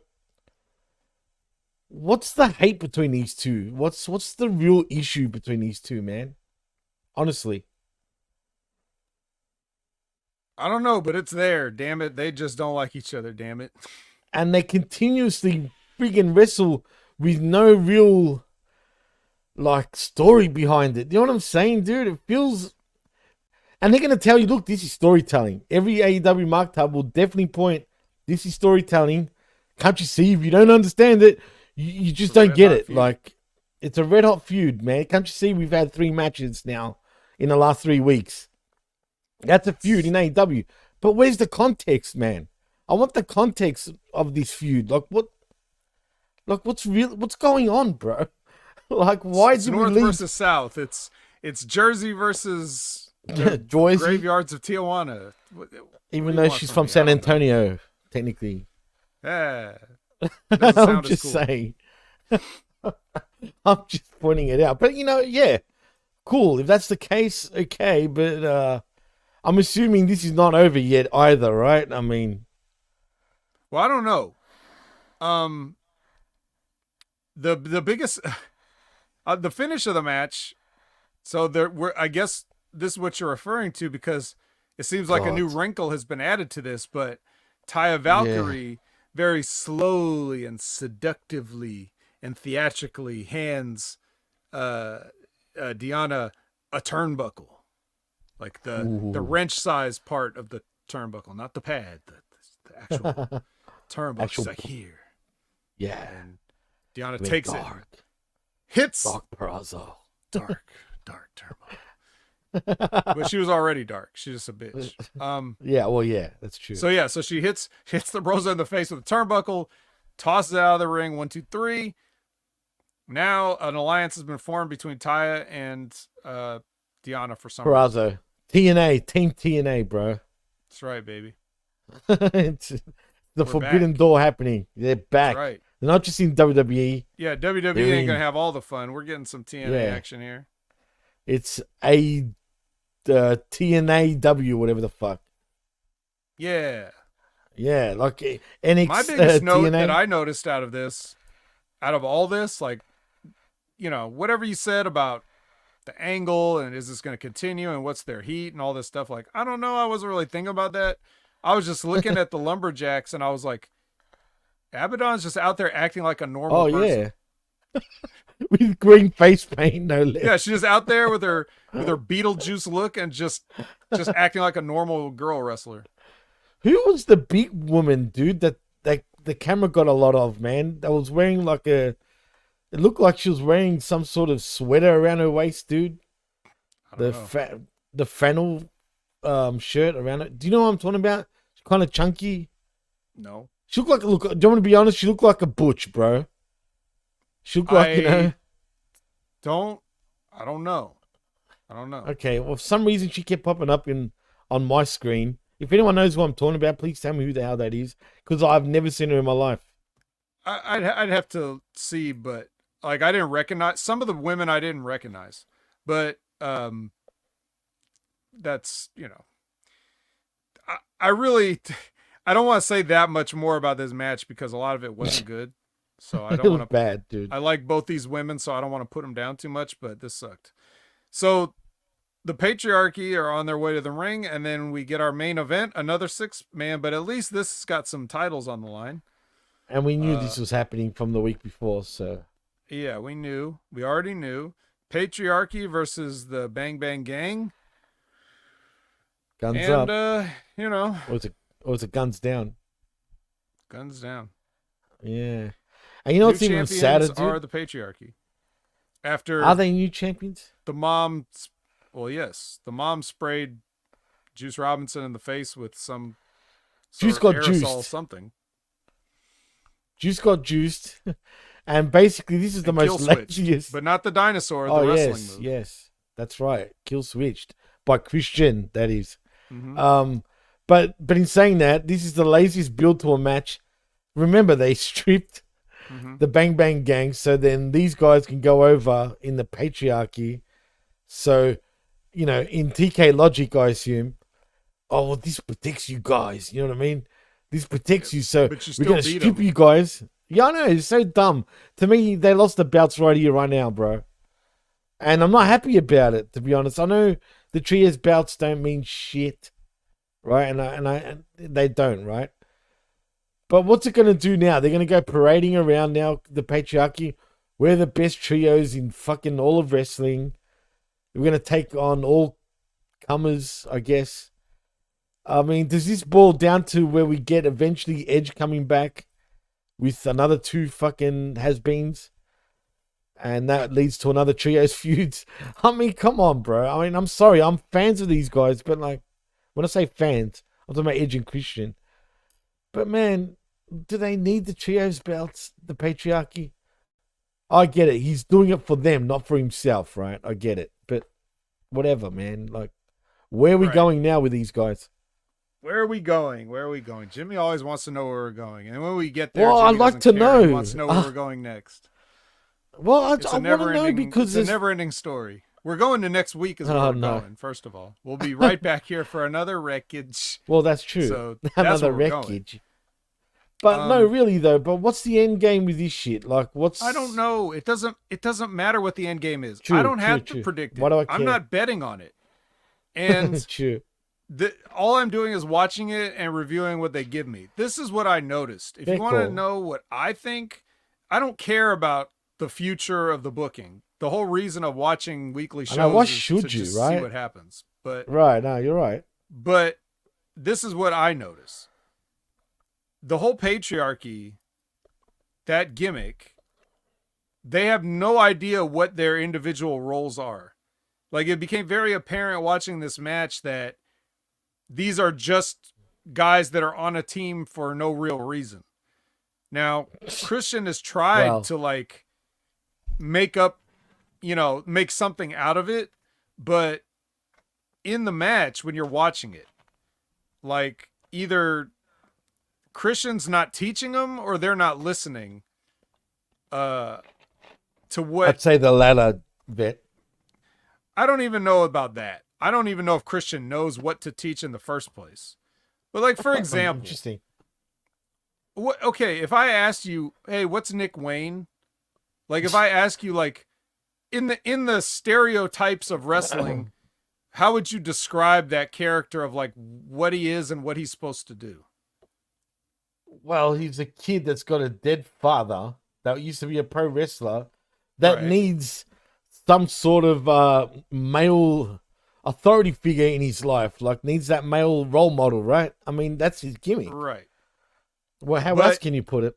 Well, you already said the key word first. Kid.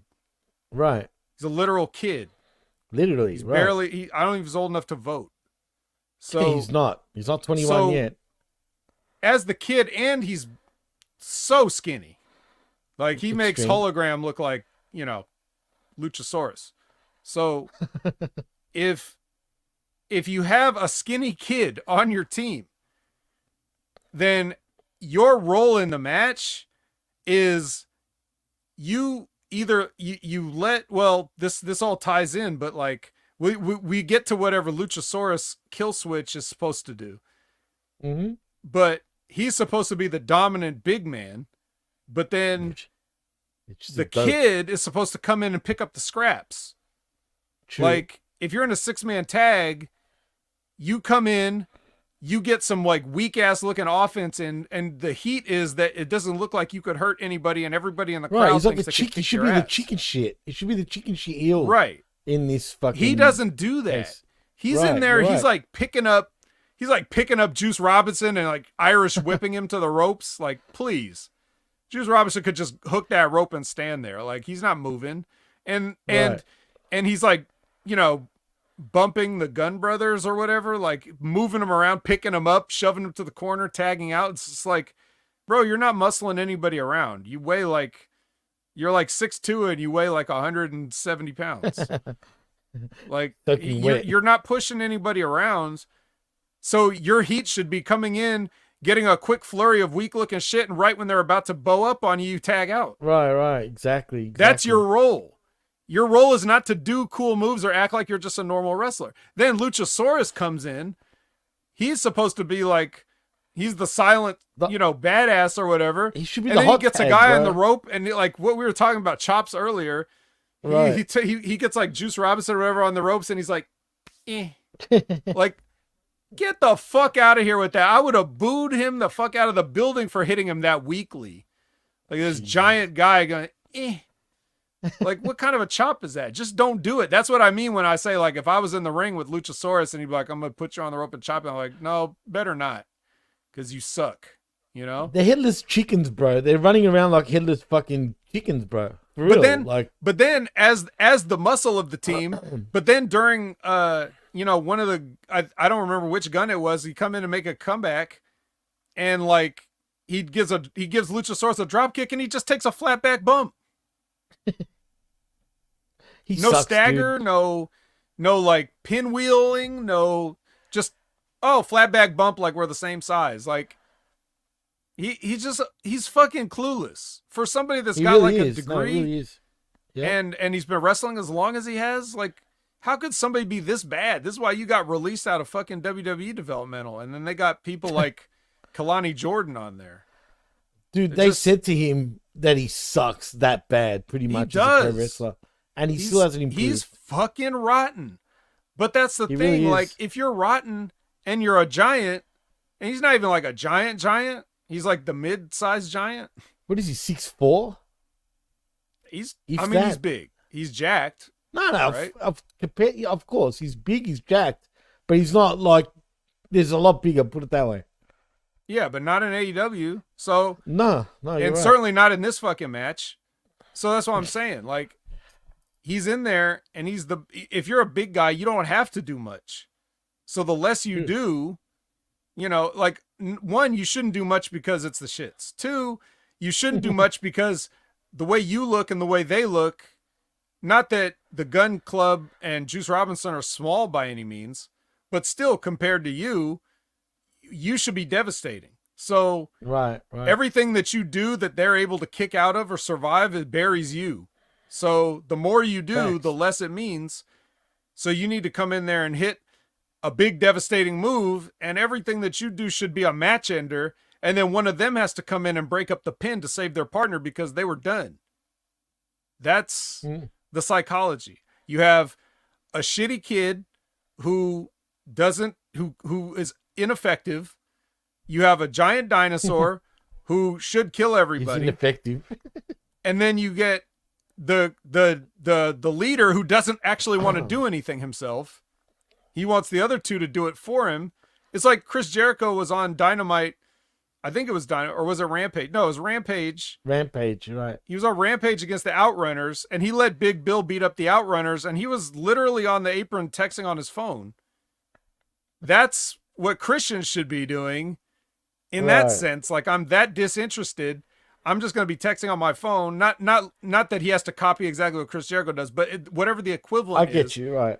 He's disinterested. The other two doing the work.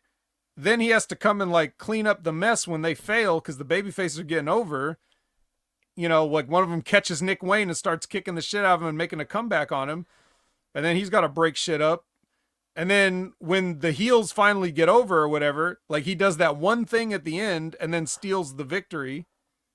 That they did that at least. Even though the heat went to the wife, but I mean the mom, but I'm that's good too, because otherwise what is she doing there? So the psychology of the finish made sense and everything else, and the match was fine, except for the couple things I mentioned.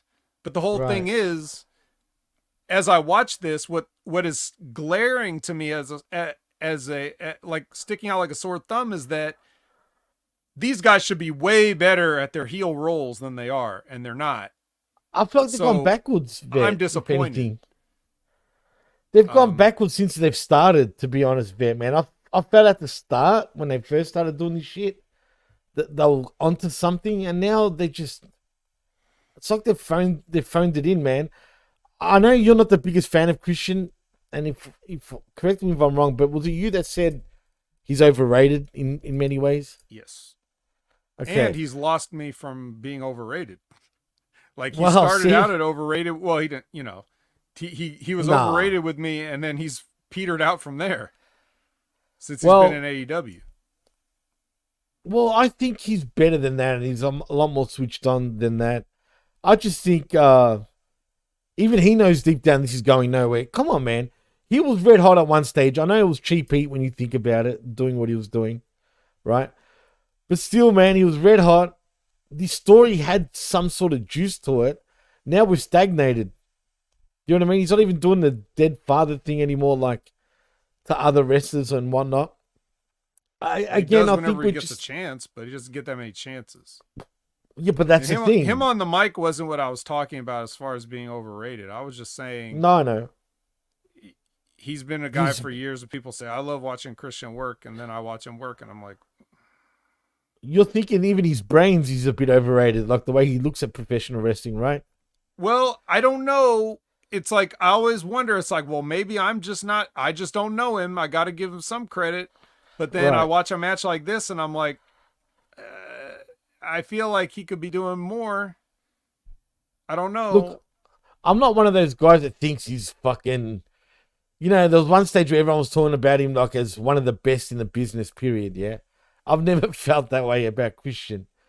But, and as far as him being better than Edge, I used to think he's got a better brain for the business. I go with that. Yeah, but as far as, you know, character goes, Edge is on a different level, right? You know what I'm saying? But I don't know, man. I just think he's phoning it in a little bit. Because why get pissed off at it at this point? If they're not listening to him, or if TK is not listening to any of his input on what he wants to do, what can you do, man? You just got to be like, oh, fuck it. Just like, the a la carte menu, right? You just got to be like, oh, well, it is what it is. Because I know he's not dumb enough. Everything's back to front with this group, like you said. You know, the kid should be fucking doing the chicken shit hill thing, where, you know, he gets the scrap wins, you know what I mean? He comes in for the scraps. The big for nothing dinosaur should be friggin' big and tough and pretty much the guy that, you know, that cleans house. And Christian, you know, is another one where he can play both sort of sides. He can play even the kid role, the chicken shit hill, taking the scraps, but also get the wins by like whatever, you know what I mean? I just feel like they're just everyone's out of place. No one's thinking, you know, about their match, bro. And it shows. And that's worrisome for me anyway when it comes to this. If I was up to them, just blow it up already at this point, man. Like, I'm just done. And the thing about, you know, the kid, what's his name? What's his name again? For some reason I forgot his name. Nick Wayne. There you go. Dude, I know TK and a minority of the friggin' IWC looked at this kid as something hot when he was coming through. Do you remember before he was 18, he was, you know, doing his indie shit and people were hyping him up? I have not seen the fucking hype about this kid, period, man. I don't get it. Sure, he can fucking flip, as do many of them do. But that's it. Good for him. Doesn't impress me. You know what I mean? He's been in the business now for quite a few years. To me, he's going to be nothing more than a mid-card guy, man. Like, look, I could be wrong. Maybe he'll prove us wrong in the future, Vet. He's still young. He's still got time, at least. But damn it, change that look. Cut your hair, man, or do something. I don't know, man. He just looks too much like of the a American Kyle Fletcher. The American small Kyle Fletcher.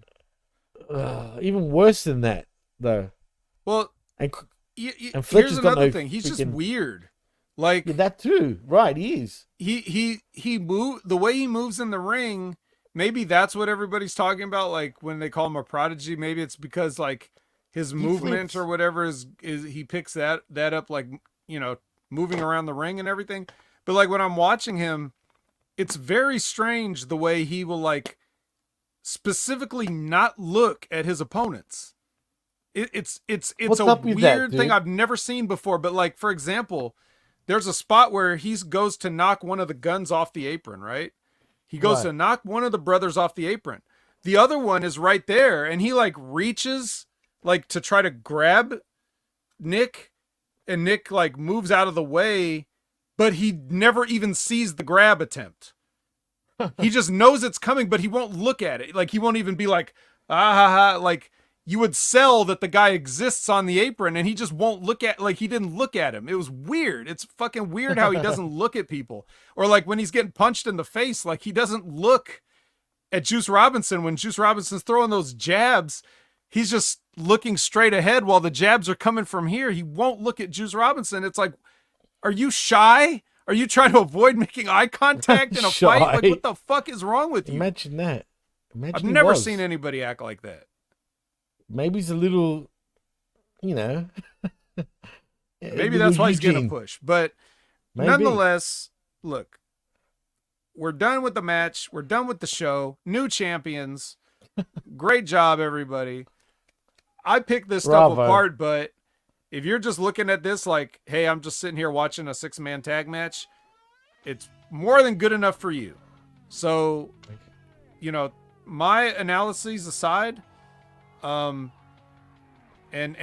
you know, Jimmy, you have your opinions on it as well, but just looking at what they did, I can't give them that bad of a grade on that last match.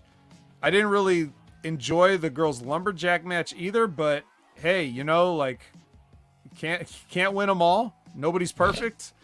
They had a nice little gimmick match, semi-main event gimmick match. So cool. We got some people on TV, got them a payday. Great. Good for that. So like overall, I'm gonna, and I like, again, the formatting of the show was pretty good. They moved everything along. I felt like things were mostly the right length. So all that being said, and just the amount of stuff I got on it that was on my menu, I'm going to give this show an A. What? Damn. Hey, that's interesting. I know I said to you a bit off the air, like when we were texting each other before the show, I'm going to give this an F. To be fair, I probably won't go that harsh, but I am going to still go a D, and that's a D+. I just felt like there was a lot of hype on Hologram. Maybe I expected too much. Then again, did I really? I'm not too sure, but... Leave Hologram alone. I'm sorry, man. I'm sorry, but Hologram, I need to see more. Like I said, the jury's out with him. But I didn't like the setup of the show. I didn't like the way the crowd sounded. I didn't like the production of it. There was just a lot that just made it feel second rate right now, dude. I'm sorry. And when you watch Slammiversary, you'll see what I mean also with that. I haven't watched the show, but I've seen highlights. And you understand, that looked a million times better than this did. It better look better, though. It's one of their premium events. Well, yeah, that's true, too. This is a random Saturday show in a fucking residency. Well, that's my point. What is this show? I mean, is this show supposed to be A- to the A+, which is Dynamite? Or is it supposed to be on the Rampage, a 2-hour Rampage level? Because it's starting to feel 2 hours. It's starting to feel like a 2-hour Rampage type of show. Because even Rampage has kind of gotten a little bit better lately in terms of what's on the show. That's what I'm confused about. It's got food. It's got food. I like the menu. Well, that's fair enough. I got a little bit sick. Got a bit of the runs after this menu for me personally. Oh. Yeah, unfortunately, I was running to the toilet. But yeah, D+ for me, man. I just expected a whole lot more. Maybe if I looked at it without looking at it from the production aspect and all that, I might have been a little more generous. Well, that's the whole right. Time. Exactly. And we got to put this. That's what I said. Once again, to close the show the same way I opened the show, you guys said run smaller venues. This is what you get. I know, it's my fault too. But look, Cold Blooded agrees. A+ from Cold Blooded. But Revamped is with me on a D. Harvey says C. And Labra says C+ also, with Harvey saying C+. I guess it's pretty split down the middle, man. This one's one of those shows you either loved it or you hated it, I guess. It maybe seems like it just lives and dies by the menu. Yeah, that's fair enough. If you don't like, maybe I like more of it than you did. I think we agree on, like, obviously any Mark Briscoe's good. Like, I'm pretty sure you and I are in agreement with that. Yep, we seem 100%. To be in agreement with Darby Allin. We're probably in agreement on Ishii. So absolutely. We agree there. So the differentiating points would have been like Hologram and, you know, a couple other things. So some people, it could be a C+ for them, and that's fair. I couldn't even argue that. It really just comes down to your menu. But I think they could. The production was what it was. There's nothing else they could do about it. That's the building they got. That's what they had to work with. That's what they did. But as far as the show they tried to put on, hey man, it's wrestling. They did a wrestling show. We got wrestling. That's it. No, and that's fair enough. And as Revamp says, right down the middle, daddy. Yep. And even your D plus, Jimmy, it could have been this close to a C minus. So it could have, but I needed more on my menu, unfortunately for me, man. But I had to look. The show wasn't that bad. Again, I got to do more of how you look at it and just not worry about. If I just watch it for what it is, just a wrestling show, maybe I should judge it on that more so when it comes to this show. Then it could be a bit more positive. I don't want to be a total prick all the time. And lately, I kind of have been up and down because a few weeks ago, they did put on a great show. But anyway, we'll see where this goes come next week. And as for Stephanie Vaquier, just quietly. Still can't get her right. Still can't get her. Well, wait, what am I doing right? Is it Vaquier? Vaquer. There we go. I said it right. Come on. Mm-hmm. Give me a break. And speaking of S, sorry for not really an S, but S for sorry in this case. I couldn't get the cameras going, man. I think it's got to do with my drivers. I wasn't going to update them during the show, so unfortunately I had to stick to it like this. Sorry, Vet, about that in particular. But yeah, man. Oh, Jimmy. Yeah. AI. Graham, Jimmy T. Hot tour, Graham. But anyway, Vet, in saying that, man, tell them where they can find you and what you're up to, man. Yeah, Opinion Haver on all social media platforms. You can find me every Monday night to talk about TNA. If you want to hear what I thought about Slammiversary, just tune in tomorrow night, 6:30 p.m. Pacific, 9:30 p.m. Eastern, for the Impact Attack. Where Brandon and I will go over the latest episode of Impact Wrestling and cover the TNA Slammiversary pay-per-view. So we'll be talking about that. Please join us and give us more to talk about. And then you could check out the Next Level Wrestling review to talk about the NXT crossovers that we've got going on with TNA and just the regular NXT in general with Big Ray Hernandez. He'll be, I think, joining me, but we'll be talking about that, breaking that down, and that's at Wednesday morning, 8 a.m. Pacific, 11 a.m. Eastern, if you want to join us live for that one. And, I like to think that people would want to follow me across all the shows I do, so that way you can keep up with all of my running jokes and gags and inside bits and other stuff, and then you'll never feel left out. Impact Wrestling? Yes, Impact Wrestling. That's the name of the TNA TV show. It's called Impact. TNA Impact. So the Big Ray there, Brandon there. Okay, and then you're going to want to... Oh, yes, of course. Well, before we get to Stevie Richards... I didn't mean that. That was an accident, by the way. Yeah, I accidentally clicked it. Well, Stevie Richards Wrestling Analysis, that channel doesn't exist anymore. That's an outdated channel. What we have now is the Stevie Richards Show, which is a weekly show on YouTube that you could get in audio form. But that comes out every Friday, I believe.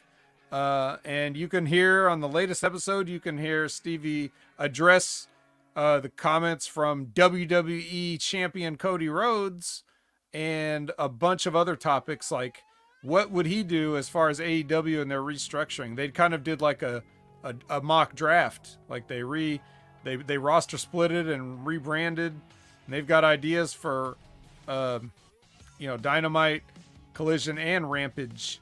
So check that out if you want to hear Stevie's thoughts, get into the booking mind of Stevie. And you also got, of course, yes, Stevie on the SmackDown, Raw SmackDown review show on the brand, also on Channel Attitude and Patreon probably. I lose track of all that other stuff, but Stevie's there. He's doing his fitness channel. He's just doing and he's got another brand new video updating his back going out again and him documenting that. So that's the latest from Stevie Richards as of this morning, is more back chronicling issues. So please support him, check him out, follow him, everything he's doing. And supporting Stevie is a good thing. You also got Wrestling with Rib Rogers every week, Friday, 8 a.m. Pacific, 11 a.m. Eastern, concrete, unless it's not. Sometimes it's on Thursday, 8 a.m., and then maybe it'll be at a different time. But the way that you can concretely be notified is to go to the channel, subscribe, click the notification bell. That way, whenever they go live, you'll know, hey, I got to get home immediately, sit down and watch this because I have the opportunity to ask Rip Rogers a question, and who wouldn't want to do that? Finally, you've got the JTG YouTube channel. Most recent video is he plays the game of Wikipedia Fact or Fiction, where he goes over his Wikipedia page and tells you what's true and what's not true. So check that channel out. Also subscribe to that, and that's all I got. Wow, I've been meaning to check out the JTG stuff. I keep forgetting about it, but I might just do that now. But if you want to follow me on the Twitter, you can at DJ MassFX, and also at the PWC Network. Like and subscribe right here at channelattitude.com, where for $5, not only do you get the best talk in all of pro wrestling, but also the realest talk in all of wrestling. And also HamidMediagroup.podbean.com for all our affiliate shows, and of course the PWC Network.podbean.com, but we're mainly on the YouTube at the moment. There's something I wanted to touch on before I went, but I've freaking forgotten as I was saying all that. It doesn't matter, but like I said, also check out Vince Russo's The Brand. Oops, I didn't mean that. The Brand. We had to come in the background. But you know what, man? I think that's about it, Vet. So in saying that, I am Jimmy T. That is my co-host, the Vet Jamie Williams, and you've been listening and watching the HMG Saturday Night Wreckage right here on channelattitude.com and via Hamid Media Group on the YouTube. And we're out. Hot Tourgram from me. Peace.